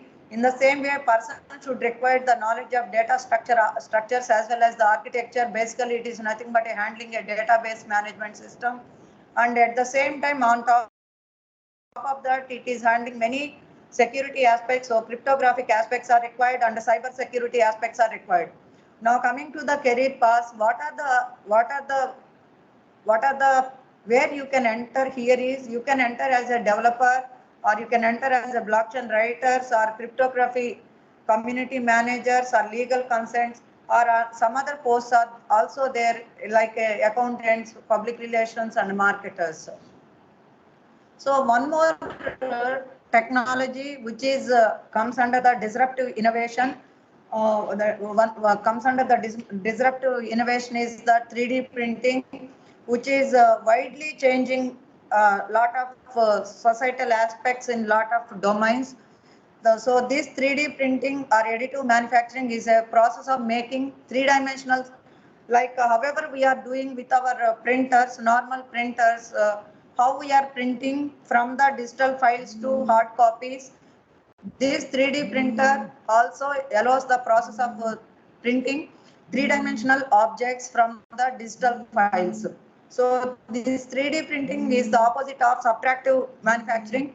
Normally in our life we will go with the subtractive manufacturing, but it is a additive manufacturing, which is cutting out, hollowing out of a piece of various materials can be used like a metal or plastics by the help of the milling machine. 3D printing enables produce a complex shapes using less material than the traditional manufacturing methods. There are various technologies which we are using for the printing process. One is the centering, melting and the stereolithography. So these are the machines which we are using for the process. You can, it is like a normal printer, but it is having the printing heads and material you must feed, and you need a platform for printing the objects and all those things. So coming to the examples, These are the applications. So this 3D printing not only using for the small objects, it is leveraging to various sectors from the manufacturing to the small shoe manufacturing. So it's the way how rampantly affecting our society. Now coming to the 3D printing stages, you have to procure first where, in which domain you want to use it. After that, you have to go with the simulation or product development phase, then manufacturing, and finally production. So first you have to get the order management. After that you have to design your model, three-dimensional model. So where you are using CAD tools. So by using CAD tools, first of all, your product should be modeled. After modeling that, you are having a file. That file you can use for printing the model. Before printing that, you have to simulate and you have to verify. After that, you have to select the material. Based on the product, you have to select the material. Then you have to build that. Later, finishing that can be done by post-processing after operations. Finally, scheduling is required. How to market it. Finally, you have to go for the quality check. Now coming to the tasks, what are the tasks we are having here? As already I mentioned, first you have to understand the 3D technologies. Then after understanding, you have to model and you have to design. Then you have to simulate. Then you have to check the your model. Then before going to prepare the model, you have to take a decision on processes as well as the materials. Finally, what are the data preparation skills, and finally machine operation, post processing, and surface finishing. So these are the things we have to do. And we will see how it can be used. 3D printers can be used in medicine, mainly dental domain, as well as whatever equipment we are using in medical and prosthetics. So many things we are preparing with the 3D printing. Mainly why we are selecting 3D printing in medicine is it is having increased efficiency at the cost effective way and faster to produce the things, and improved quality is also very high.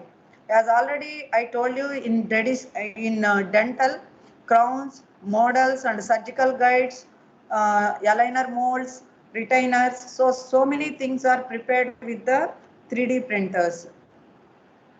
Not only solid bodies, if you see here, not only solid, this is nothing but our heart, which is prepared with 3D printing.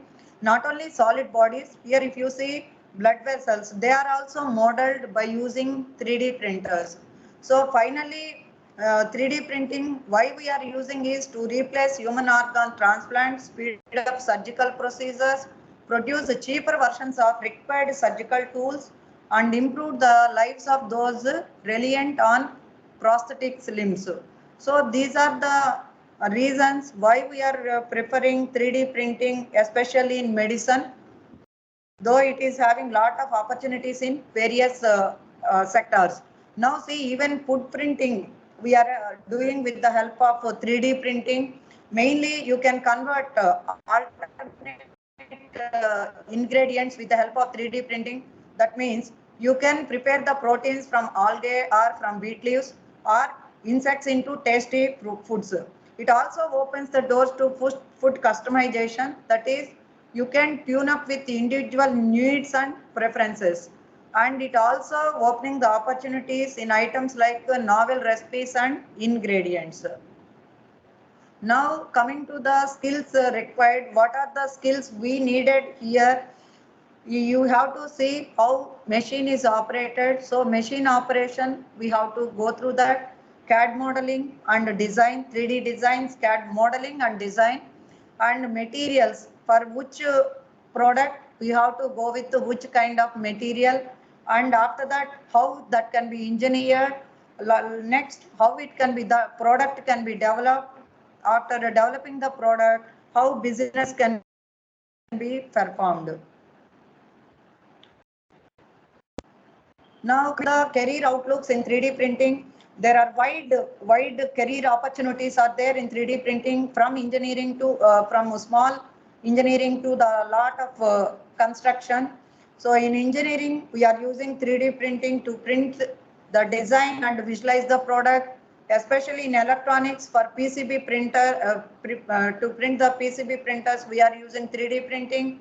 In the same way, to realize aerospace equipment, to realize that physics, we are using 3D printing, architectures, to build the elevations and all those things, different in the architecture to design the elevations, we are using 3D printing. In the same way, medicine, prosthetics, robots we are using to generate the 3D printers here. So robotic technology is also required. Geometry, here any geometry you can realize using 3D printers. So you need the some geometry people who knows the much geometry to realize all these things, and display pieces and product design. As already I told you, finally we are not leaving up like a printer. We are finally designing, realizing the 3D model. So product design aspects comes into the picture. Finally, gift items like small children, they are also playing with the 3D printing. Now we will see the small video how it is useful in the construction. You see, this is the way how 3D printing can be used in the construction.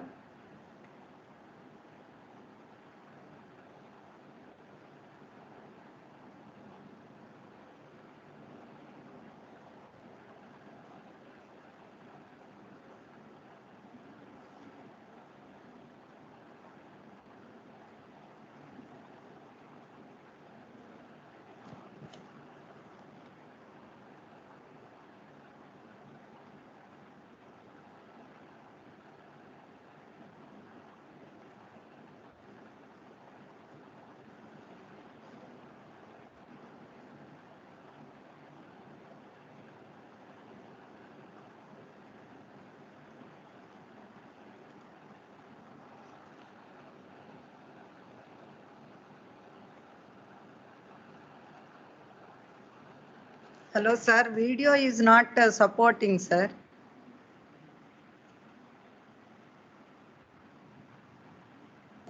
It's okay, madam. Go ahead, madam.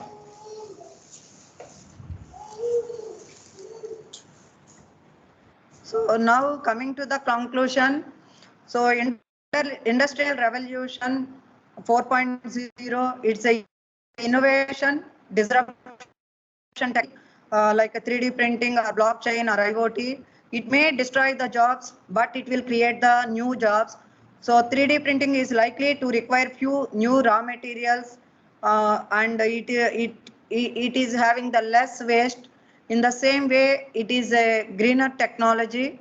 So in that aspect, though it is a disruptive technology, few jobs are, though there may be a loss in few kinds of jobs, at the same way it is creating lot of avenues with new skills and new jobs. So now our responsibility is, as the world is changing, we have to change and we have to explore where we are having the job market. By searching those opportunities, we have to learn and we have to be ready to learn those new skills and new technologies, and we must be prepared for that kind of existing way. So that could be the ultimate objective of all of us. So that we can see from all these things. Thank you one and all for giving me this opportunity. Thank you so much, sir.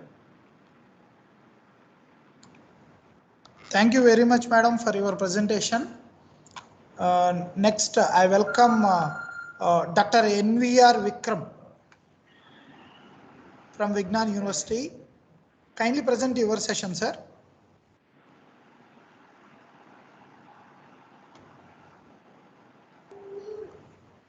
Yes, sir.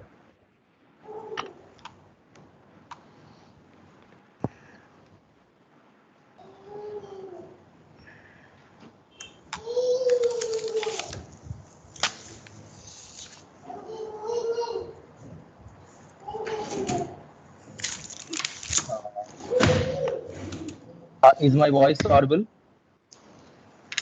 Yes, it's audible, sir. Go ahead. Sharan madam, I think Sir. stop sharing the screen. Yeah.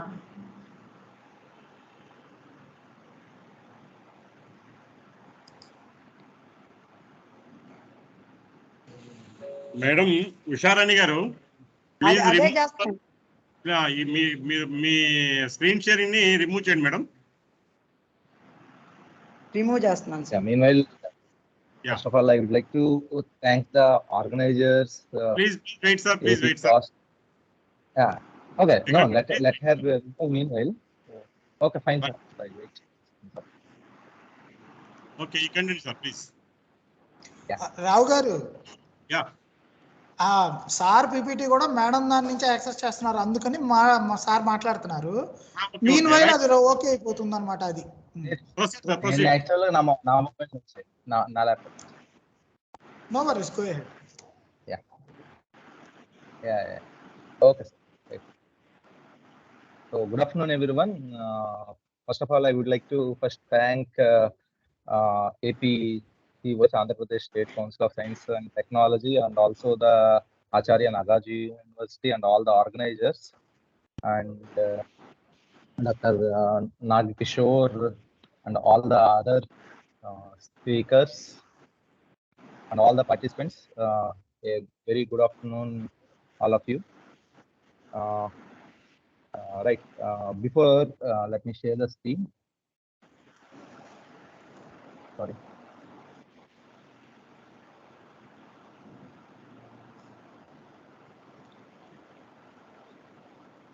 Yeah. You are able to see the screen, right? Hello, can someone please respond? Yeah, sir. Hello. Okay, madam. Right. Yeah. Sir, go ahead. I would like to thank all of you for your gracious presence, and it gives me immense pleasure to give something that is needed for sustainability. Okay, and say whenever we say about IoT or the future technologies and all, so everything is linked with energy. So the previous speakers have given so much importance to different technologies that drive our future. Okay, so all these technologies, whatever you are speaking, will not run without the energy, right? So this energy is the driving force for the human beings or any machines as such. Okay, so the energy for driving all the machines or electronic components, we generate, right? We generate from different kinds of sources and all, and that energy is always to be used immediately, or it may needs to be stored. Okay, my presentation is not complete into details of all the aspects, but I'll give you an overview of different types of energy sources and how we are going to store these energies, basically where we are going to store. And so we will see two examples. So because of the time shortage, I'm not going to go into detail about how these technologies will work, but probably this will give an idea to the participants on what are some of the challenges, not all, maybe few of the challenges that they can take up to solve the problems that are available.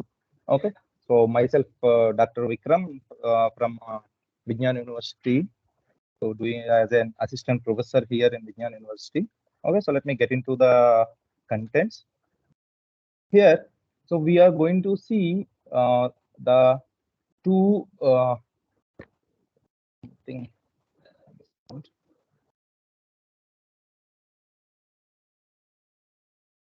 Yeah, so we are going to see some introduction to our subject about the energy and what are the different energy storage systems that are available.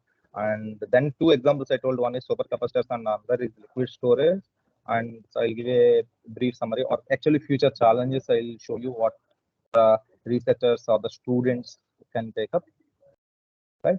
So coming to the introduction, we have different types of energies. Everybody might be seeing in your daily life, say mechanical energy or electric energy.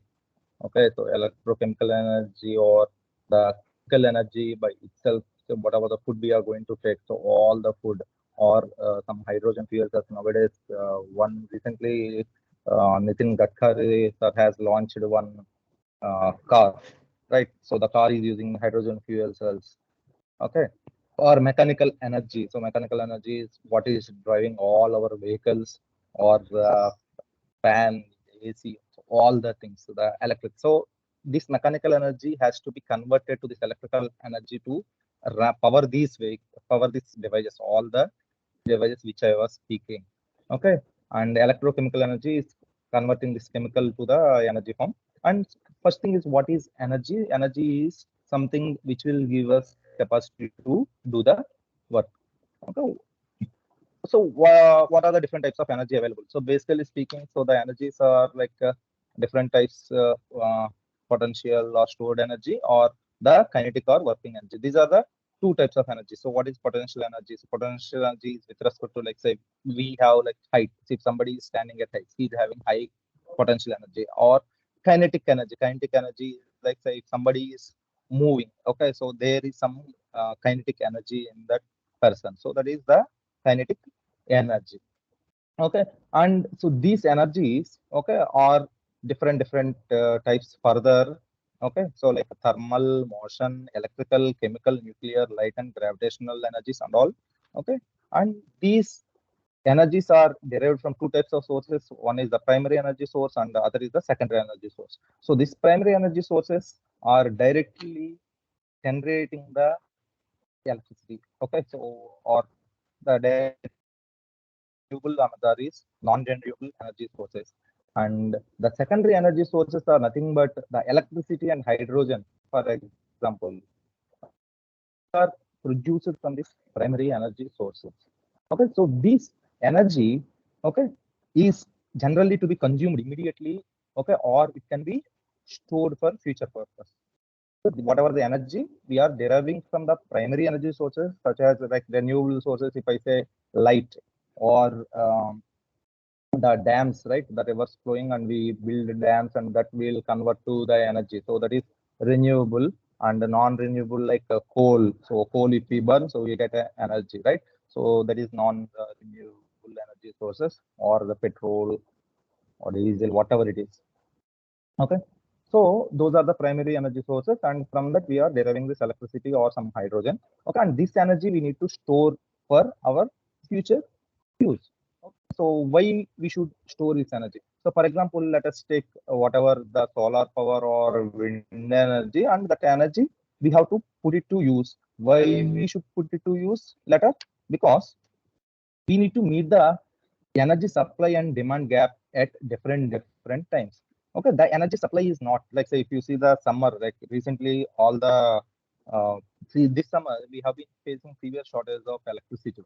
Okay, so why we are facing this electricity? Because of the coal, right? The amount of coal that is needed to run the thermal power plants is less. So we are not getting enough energy to produce, or enough source is not available to produce that electricity needed for our household. So if we can use the energy that is generated in the other times, okay, like say if we get solar energy, okay, so that we can store and we can use. Okay, our solar energy can be immediately consumed.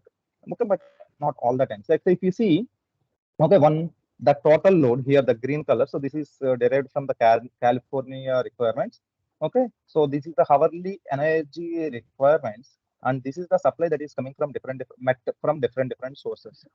Okay, so this is load solar and wind source.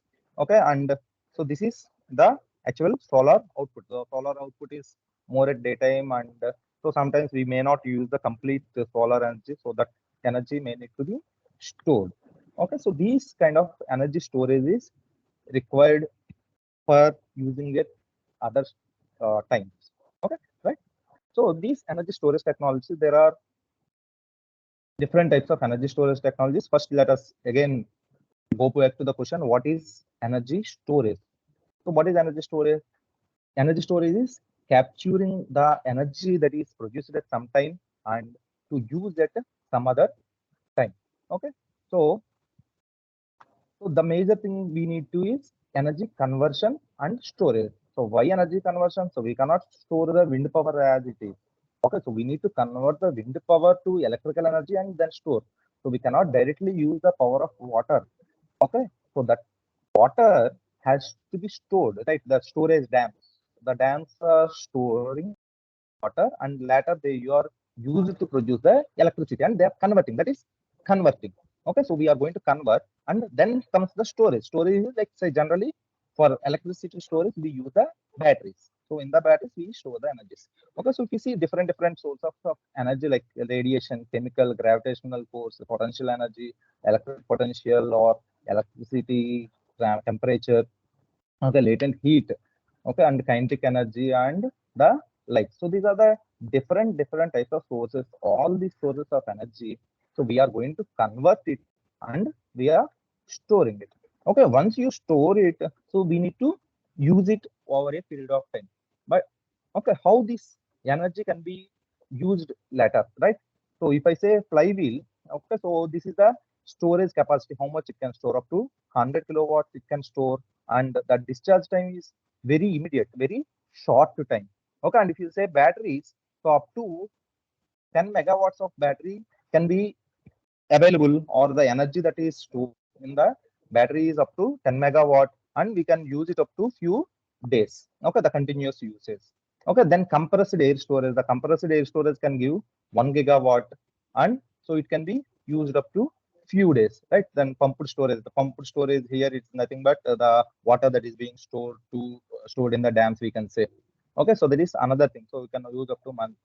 Okay, and the hydrogen source. So the hydrogen source you can get up to 1 terawatt, and it can be used up to a month or so. Okay, and methane. So we can store the methane for a longer period, up to maybe 1 year or still further, and it can give up to 1 terawatt or few terawatts of energy. So this is how the different sources of energy can be used for a longer period of time. Okay. So, so all these are some of the energy storage, like say some few of them, right? So rechargeable battery, hydroelectric dam, or ice storage tanks, and fossil fuels. Fossil fuels are naturally stored. Okay, so over the millions of years, so it is under the earth, and that we are using. Okay, and so obviously the food is another form of energy, of course, that is needed by human beings for doing some work at later stages. Okay, so these categories of energy storage, we can have mechanical energy storage, okay, fossil fuel storage, thermal energy storage, electrochemical energy storage, chemical energy storage, and electrical energy storage. So these are the different categories, different types of energies under each of these categories. And so another is biological, so where you have glycogen and starch. Okay, so this biological energy also can be converted into electrical energy for using with our wearable devices or any kind of small voltage devices. Okay, so now, so of these, so we are going to see two types of energy sources. Okay, so one is this supercapacitors, so which is directly storing the electrical energy. Okay, electrical energy. So another is we will see the chemical energy or fuel cells here. Okay, so the fuel cell hydrogen storage, using the hydrogen storage, right? So supercapacitor and the hydrogen storage. So that's what we are going to see briefly, not in much detail. Okay, so let us see the supercapacitor.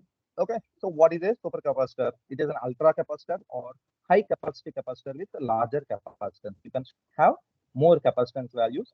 Okay, and it uses it doesn't use any kind of conventional solid dielectric. Okay, so the capacitor, how it works? Okay, you have two parallel plates and you have a dielectric, and it stores the energy in the form of charges.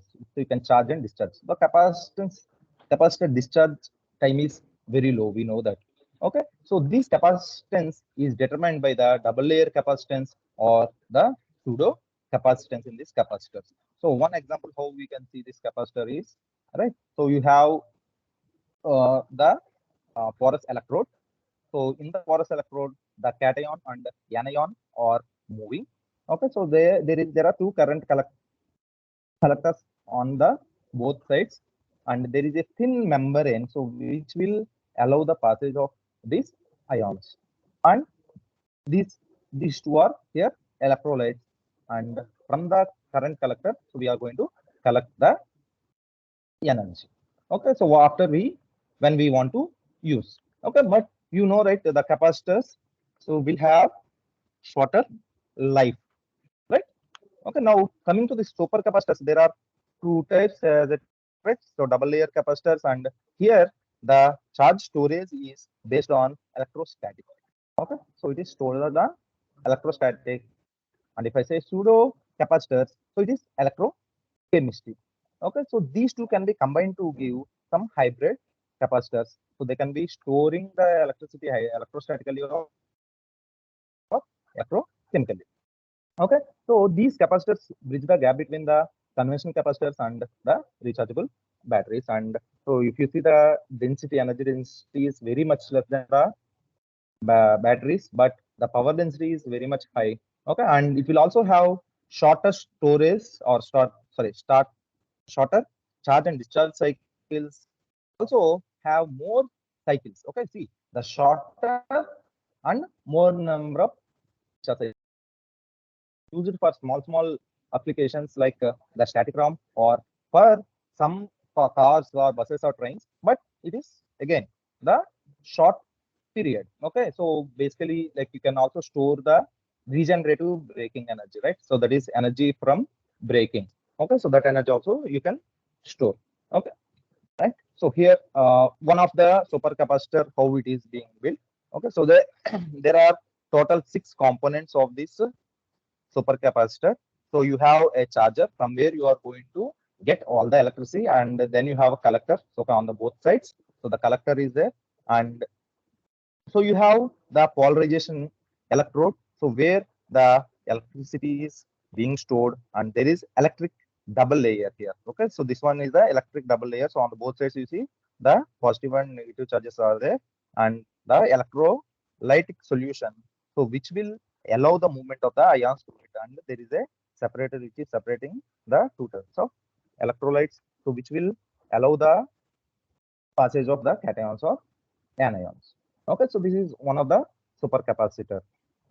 Okay, and it can give up to 10,000 farads per 1.2 volts. So the major criteria here is less voltage. Okay, that is being used by the supercapacitor to store the energy. Okay, and the last one topic is the liquid storage. So liquid storage in the sense here, so we are going to store the energy in the form of liquid or electrochemical form. So one such example is the fuel cell. So where we have the electrochemical cell, so in which the chemical energy or the fuel and the oxidizing agent is converted into the electricity. So this is how one such fuel cell, the most common fuel cells that we are discussing here is the hydrogen fuel cell. So where you pass the hydrogen, and this hydrogen, when it is being passed, it passes through the membranes, and here the hydrogen ions are released, and so you also pass the oxygen from this side, and this oxygen and hydrogen again neutralizes and neutralizes, and you get the water here. And so here the hydrogen atoms are being ionized, so in the anode. Okay, so in the cathode, so there is a recombination of these electrodes with this oxygen, and oxygen is energized, and here this hydrogen ions and oxygen ions recombine to give the water. Okay, so this is basic working of how the fuel cell works, and at the end you are getting the electric current because of this electrons. Okay, and there are different multiple types of fuel cells. So we'll just discuss this proton exchange membrane fuel cells, and so with that we'll close this topic. Sir, may I take or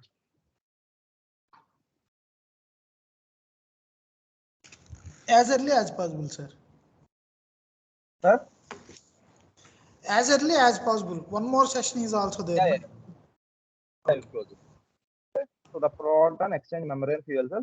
So this is how the proton exchange membrane fuel cells is built.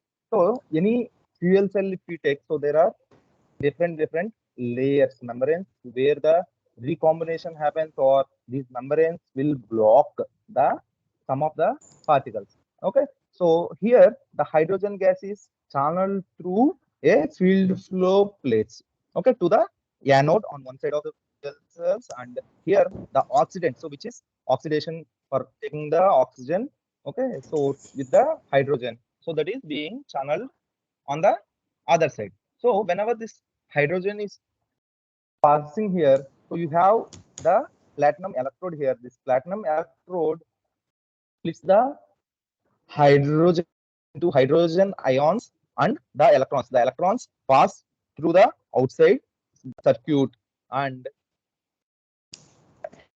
only positive polymer, this electron membrane will allow only the positive charged ions. So this is that membrane, right? So here the hydrogen becomes hydrogen plus and electron, and the electron flows through the outside circuit, and this polymer allows only the, or polymer membrane will only allow the hydrogen ions where it recombines with the oxygen ions and produces water. So this is how this proton exchange membrane fuel cell will work. Okay, so here, so what is the challenge? So the challenge is how you can store this hydrogen gas, or what are these different types of membranes that you can use here.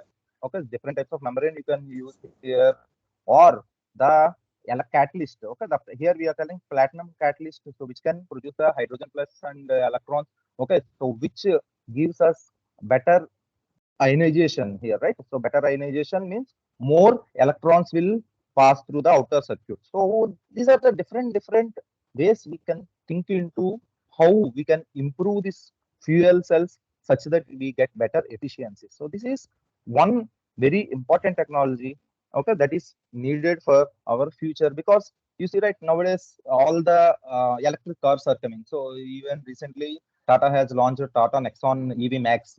Okay, so the efficiency is not as much as Tata Nexon, because the battery size is increasing. When the battery size is increased, okay, the weight will increase and the efficiency of the vehicle has gone down. So it has got very less number of positive reviews. Actually, that is very disadvantageous. So say whenever you want to increase the range, right, that is the criteria there. So you want to increase the range, you increase the battery, and you have the disadvantage of added weight. So that weight is reducing your driving capability. So we need to reduce those kind of drawbacks. So this is one of the technologies where people can work. Okay, so for that matter, so what are the future scope, okay, or different potential topics where the researchers can work on, right? So the catalyst, okay, one of the catalysts, or the materials that can be used for future storage, like say even the batteries also, there are different materials that you can use. Okay, and for the fuel cell applications, what materials you can use? Okay, some hybrid systems one can think of developing. So the same way lithium ion battery chemistry, okay, lithium ion also. So there is still scope for improvement, which is being used in our daily mobiles. Like say if I take a mobile phone, so my mobile phone is having lithium ion battery. So any battery. So now after lithium ion, so there's something called as sodium ion batteries. So which is also the research is going on over them. Okay, so then you can have green chemistry or copper capacitors. Okay, and so you can also see what techno-economical analysis. So for everybody, right? So here the scope is for everybody, even engineers or the non-engineers, right? The techno-economic analysis for renewable electrical systems. Okay, so with this, I will stop my presentation. So thank you very much. Thank you, sir.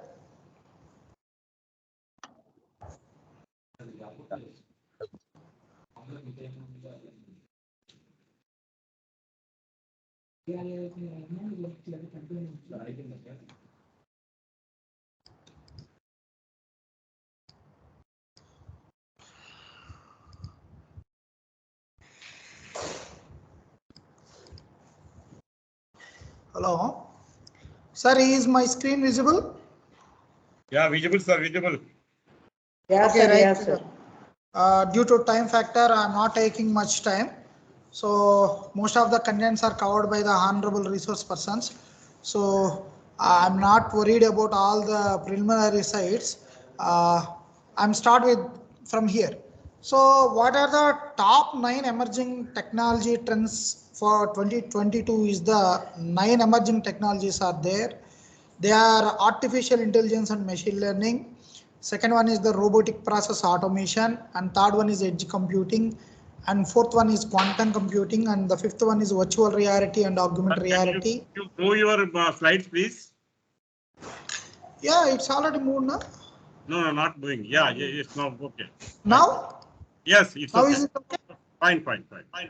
Yeah, and the seventh one is the Internet of Things, and eighth one is the 6G or whatever it may be 5G, and ninth one is the cyber security. These are the top 9 emerging technology trends for 2022.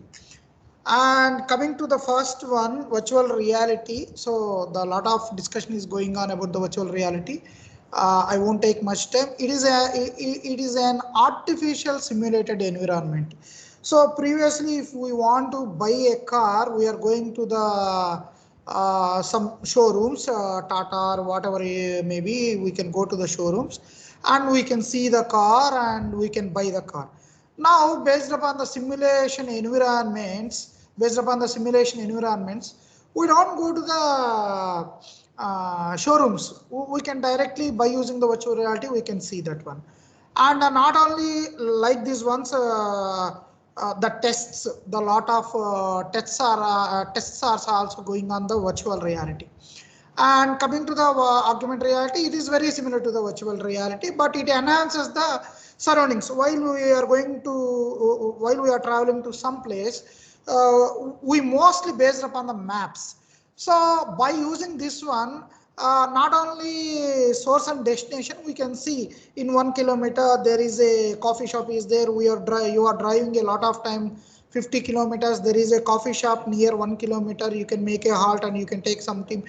Or based upon your car, it is interconnected with the internet, and so automatically the readings of the fuel, and in half mile or in less than 1 kilometer there is a petrol bunk is there. All the things are going to be seen in the environment. And these are the some of the photos related to the augmented and virtual reality. And coming to this one, artificial intelligence, it is a very booming topic nowadays. It refers to the intelligent behavior exhibited by machines or software. So what you are going to see from this slide, right side image, it says about he is a professor from Japan, Professor Hiroshi Ishiguro. So we all are seeing the movie. What is that one? Robo 1.0, Robo 2.0. So the concept is taken from this example only. So he is a professor, Hiroshi Ishiguro. You may check Google pages also. Slides are not moving, sir. Slides not moving. Now? Right. Sir, Now? you have to share Yeah. Okay, it's okay. Okay. So I can keep like this one. Slides So any problem happens, kindly tell to me, sir. Right. I will complete the session in less than 10 minutes. Yeah. Okay. So coming to the artificial intelligence, we refers about the intelligence behavior exhibited by a machine. So in Robo 2.0, Robo 1.0, we have seen the Rajinikanth actions, the exaggerated actions. That much of robots we are not having nowadays. But we have the similar concept. So from the Professor Hiroshi Ishiguro. So I have shown the images also. So coming to the next slide. So this should be the hilarious first date between the humanoid Sophia and the actor Will Smith. So there is a questionnaire is there how we are making the robots like this one. So we should know about our safety and security also. If anything's happened, we cannot control the robots, and those are not into our hands also. So based upon that one, as a part of the first date between Sophia and actor Will Smith, there should be a questionnaire about the some questions. So it asked some of the questions like that one. Among those questions, one question. So if there is if you are not good at the people, what you are going to do? Automatically the robot will taste. I could not kill any human mind. I will put them into the jails. Okay so ఇవాళ మనం ఇవాళ మనం ప్యారెట్స్ని ఎలాగైతే జైల్లో పెడుతున్నామో అట్లా పెడుతున్నాం అని చెప్పారనమాట. So coming to the next slide, and now we are completely depending upon the online buyings. So the concept was dealt very nicely by Usharani madam. I could not concentrate on this one. And coming to this slide, it is a project ARA. So unfortunately it is stopped by the Google, but why I don't know, but it's a good concept. Project ARA, we are buying mobile phones with a nice features in every 1 year. So the concept of Project ARA is don't waste the things. So if we want to upgrade our RAM or whatever it may be, simply we can detach and we can attach it. So we can use the body itself. So దానివల్ల ఏమవుతుందంటే మనకి ఒక mobile కొని దాన్ని upgrade చేసుకోవడానికి వెంటనే 1 monthలోనే ఇంకొక మొబైల్కి మారే బదులు, సో ఆటోమేటిక్గా ఇప్పుడు కెమెరా నేను మార్చాలనుకుంటే సింపుల్గా 24 ఆ పిక్సెల్ ఉన్న కెమెరా దాని పై వర్షన్ తీసుకొని I can change that one and detach and attach. So coming to the next one, 3D printing also discussed by the Usharani madam garu. And here I will say one thing. Now in 1 day in China, 10 homes they build like this one, 3D residential areas with a cost of just 5 lakhs only. So in future we are going to see all these ones. And coming to the drones, flying drones taxes, they announced in 2020 itself only, but in coming 5 years we are going to see the air taxes about 125 mph. And coming to this one, hyperloops. A hyperloop is a proposed mode of a passenger and freight transportation because it's a closed loop. ఇక్కడ అందరికీ ఒక doubt వస్తుంది, అంత ఫాస్ట్గా hyper లూప్లో ఎలా వెళ్తుంది train అనేది అని అందరూ అనుకుంటారు. బయట మనకి ఎయిర్ ప్రెషర్ ఉంటుంది, బట్ హైపర్ లూప్ ఏంటంటే సీల్డ్గా ఉంటుంది కాబట్టి ఎయిర్ ప్రెషర్ అంత ప్రాబ్లమాటిక్ సిచ్యువేషన్ ఉండదు. దానివల్ల ఏంటంటే కంప్లీట్ క్లోజ్డ్ బాడీ, మీరు ఇమేజ్లో కనుక గమనిస్తే హైపర్ లూప్ అనేది కంప్లీట్గా క్లోజ్డ్ బాడీలో ఉంటుంది. సో ఎయిర్ ప్రెషర్ తక్కువ ఉండటం వల్ల స్పీడ్ ఎక్కువ వస్తుంది అనమాట. సో దానివల్ల హైపర్ లూప్. సో ఆల్రెడీ మన ఇండియాలో కూడా హైపర్ లూప్ స్టార్ట్ చేస్తున్నారు. And one more thing, for hour safety and security, invisible helmet, helium air bag. So simply left side you can see she invented this one. I forgot her name. No, don't worry. This is for the save the human life. Now we are using the helmets. Instead of helmets, if we are going to use this one, this is available in Amazon also, UK. Okay. So if we can buy this airbag, automatically there is some sensors are there. Based upon the sensor, if any accident occurs, automatically the sensors will detect and automatically it opens and it will protect the head. So it is a good invention and this is available now also, but in India not available, but in UK it is available to buy also. Okay. And coming to the one more good thing also, roller guard rails. Okay, now this is a beautiful technology implemented in China, not in India. So these came into all the countries. The road accidents are drastically minimized. So I will tell you one thing. So దాదాపుగా ఇవాళ మనిషి ప్రాణం కన్నా విలువైంది ఏదీ లేదు నాకు తెలిసినంత వరకు. మనిషి ప్రాణం కన్నా విలువైంది ఏమీ లేదు. చాలా ప్రాణాలు అన్ని కంట్రీస్లో ఇలాగే పోతున్నాయి. రీసెంట్గా ఆస్ట్రేలియా క్రికెటర్తో కూడా పోయింది. Hello, could you please continue in English only because other states are also there. Sure. So there are these are the roller guard rails. Okay, so in my opinion the best one in the entire university was the life of a human being. So nowadays the lot of lives are going on road accidents. Recently, one road accident happened to the Australian cricketer also, veterinary cricketer. Okay, Andrew Simons, I think. Okay, so here the roller in the third picture, see here, in the third picture, roller guardrails, if we are placing like this to the left and right directions of the roads, what happened? If coming to this first image, suddenly one car get crashed to these roller guards. What roller guards are doing? Simply coming to the second slide, it automatically push back.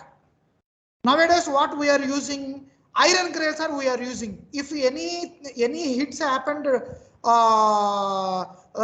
irons are getting to the human body also, and also we can fall into the something also. Okay, so if we use roller guards, automatically what happened? It hit back to the road. What you are going to see in the second image. So kindly follow my pointer. So generally what happens if any road occurs, our vehicle should be like this only. So a lot of accidents in 2 years back in pandemic before also Guntur one private engineering college students they get accident in 120 kilometers per hour. Everybody died. There are 20 years of the students and lot of things while I am traveling to the Guntur, every week we are going to see one accident. Okay, so if these roller guards are came into the picture, automatically the accident should be reduced, minimized. So these are available in China now and hope we will get soon. And coming to this one, airless tires tweel. These tires are designed and developed by the French tire company Michelin. Okay, it's a very famous company Michelin. Okay, so nowadays either previously we are using the tube tires and now tubeless tires. In tubeless tires also we are facing a problem. Recently 4 days back also I faced a problem about this one. I'm going to one function automatically while I come down to my apartment when I'm starting my engine, I found that there is no air in the back tire. So once again I go to the shop and I will make the clear the puncture and it's a wastage of half an hour and 1 hour time. And but to overcome this one, this is the problem for everyone nowadays. Tire puncture. Okay, so if these type of tires came into the picture, now these are the trial versions. Okay, not available in the market. These are the trial versions, but very soon in 1 year or 2 years we are going to see into the market. Once these tires are tire plus wheel. Actually, tweel means tire plus wheel. Tire plus wheel called as a tweel, the pronunciation. Okay, so designed by the company Michelin. Okay, so in future we are not going to face these type of puncture problems. And coming to the wearables, I'm very confident very soon we are going to see and we are going to use our mobile phones as a headband to the ladies and wristband to the gents. So this is less than 1 year. I'm very sure this is less than 1 year we are going to see.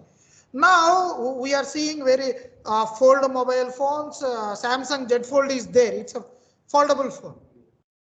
And we are going to see all these types of phones. And autonomous vehicles are already there, tested in UK already.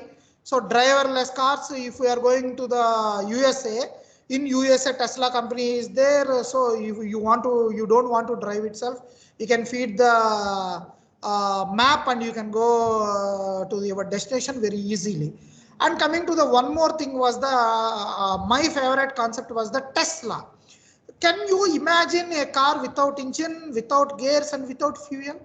In future it is possible. So Tesla company is making a research development company. They are making the cars without engine, without gears and without fuel. Then what will take care of? The algorithms, the respective algorithms will take care about these things. Tesla, very famous company in USA and by Elon Musk. Okay, and coming to the smart classrooms, we are going to fix cameras in the classroom automatically by taking a photo and face recognition techniques. Automatically, it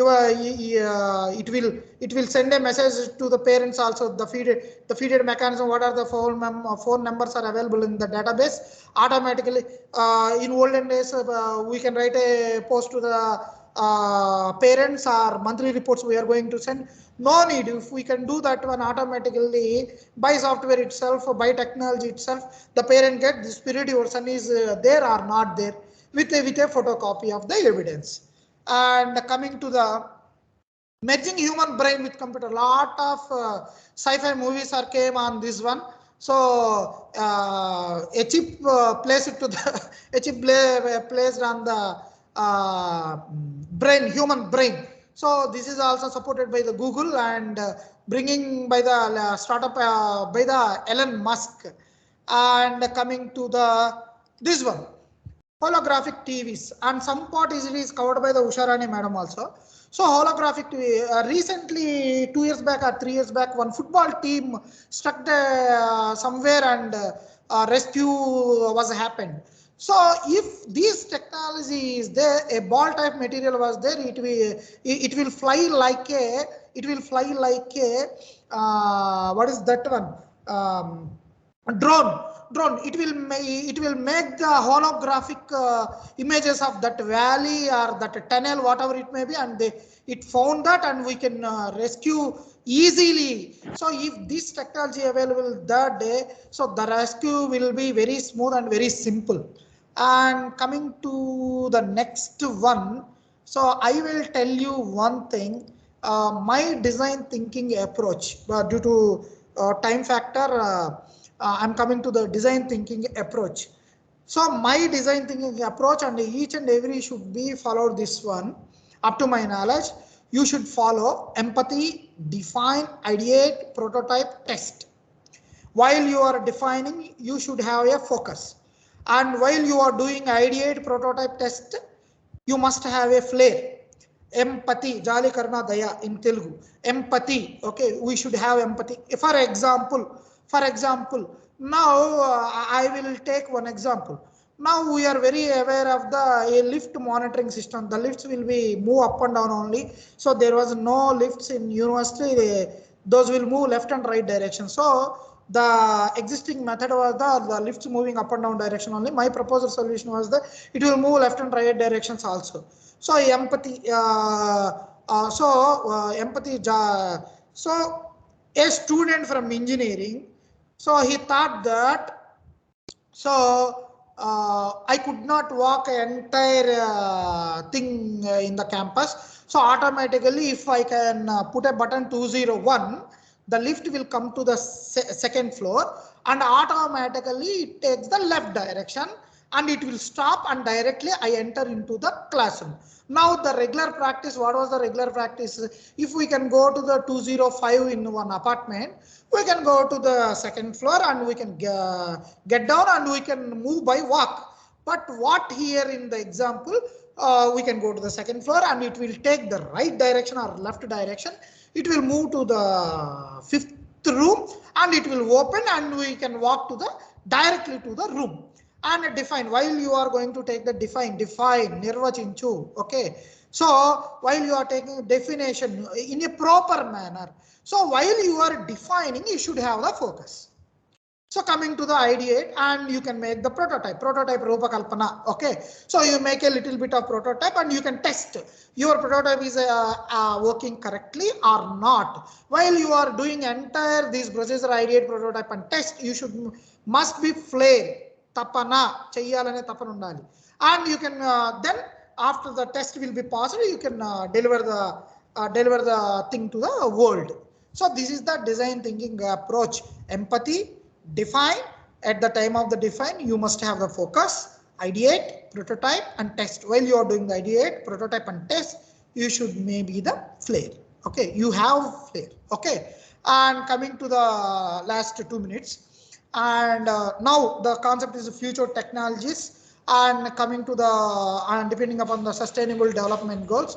So there are 17 sustainable development goals, starting from no poverty, zero hunger, good health and well-being, quality education, gender equality, clean water and sanitation, and affordable clean energy, and work and industry innovations, required equipment, whatever it may be. All the 17 SDGs are there. So the Times Higher Education World University, they are giving the ranks every 1 year.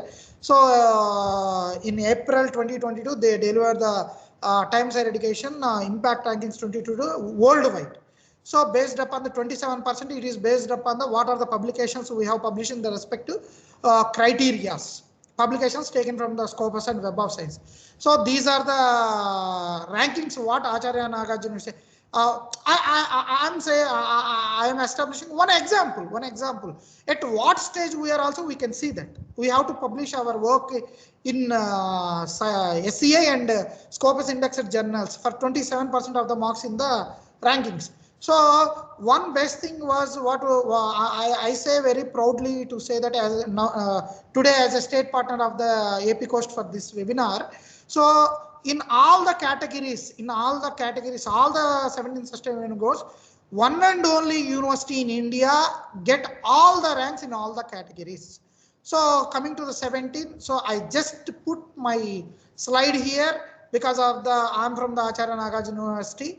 So see this one in quality education, in rank in India 4 and rank in AP 1, and very importantly world we have the rank of 88. 27% of the marks, they are directly taken from the third party Scopus and Web of Science as based upon the publication. And these are the other SDGs ranks what we are get on different parameters of the sustainable development goals. So overall we got 601 to 800 what among 1406 selected by the Times Higher Education.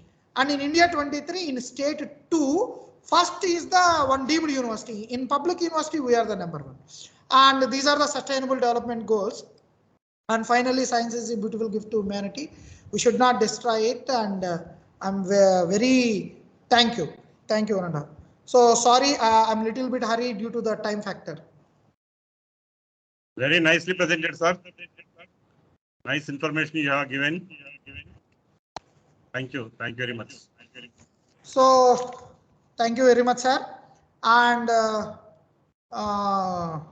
Srinivas Reddy sir is not available. Sir is in a meeting with the Honorable Vice Chancellor. With your permission, I propose a vote of thanks, Rao Garu. Okay, sir. Proceed, please. So first of all, I would like to thank the Member Secretary, Professor Aparna Madam Garu, Andhra Pradesh State Council of Science and Technology, for her continuous guidance and provided opportunity to speak on this auspicious occasion. I am also thank to Professor Rajashekar Pateti Garu, Honorable Vice Chancellor of the Acharya Nagarjuna University, and today's President of this program, Professor E. Srinivas Reddy Garu, Principal, Dr. YSR Acharya Nagarjuna University College of Engineering and Technology, Acharya Nagarjuna University. On behalf of Andhra Pradesh State Council of Science and Technology, I am very much thankful to Dr. Debapriya Datta, Head and Advisor, Seed Division, Department of Science and Technology, Government of India, Dr. Rashmi Sharma, Scientist F, Department, Seed, DST, Government of India, Dr. Ravikant Prajapati, Scientist B, and other members from DST, Government of India, Director Generals, Member Secretaries of all State Science and Technology Councils, and representatives of different state science and technology councils. And also for speakers of today's program, Shri D. Ramakrishna Garu, the Chief Executive Officer, CEO Electronics Vijayawada. Here I would add one more point about Ramakrishna Garu. I am very much impressed with the presentations by the Ramakrishna Garu. So I am very specialist to present future technologies in entire Andhra Pradesh. So my motivation, what I take motivation from the Electronics Ramakrishna Garu. I have seen one presentation by Ramakrishna Garu in Acharya Nagarjuna University. Then only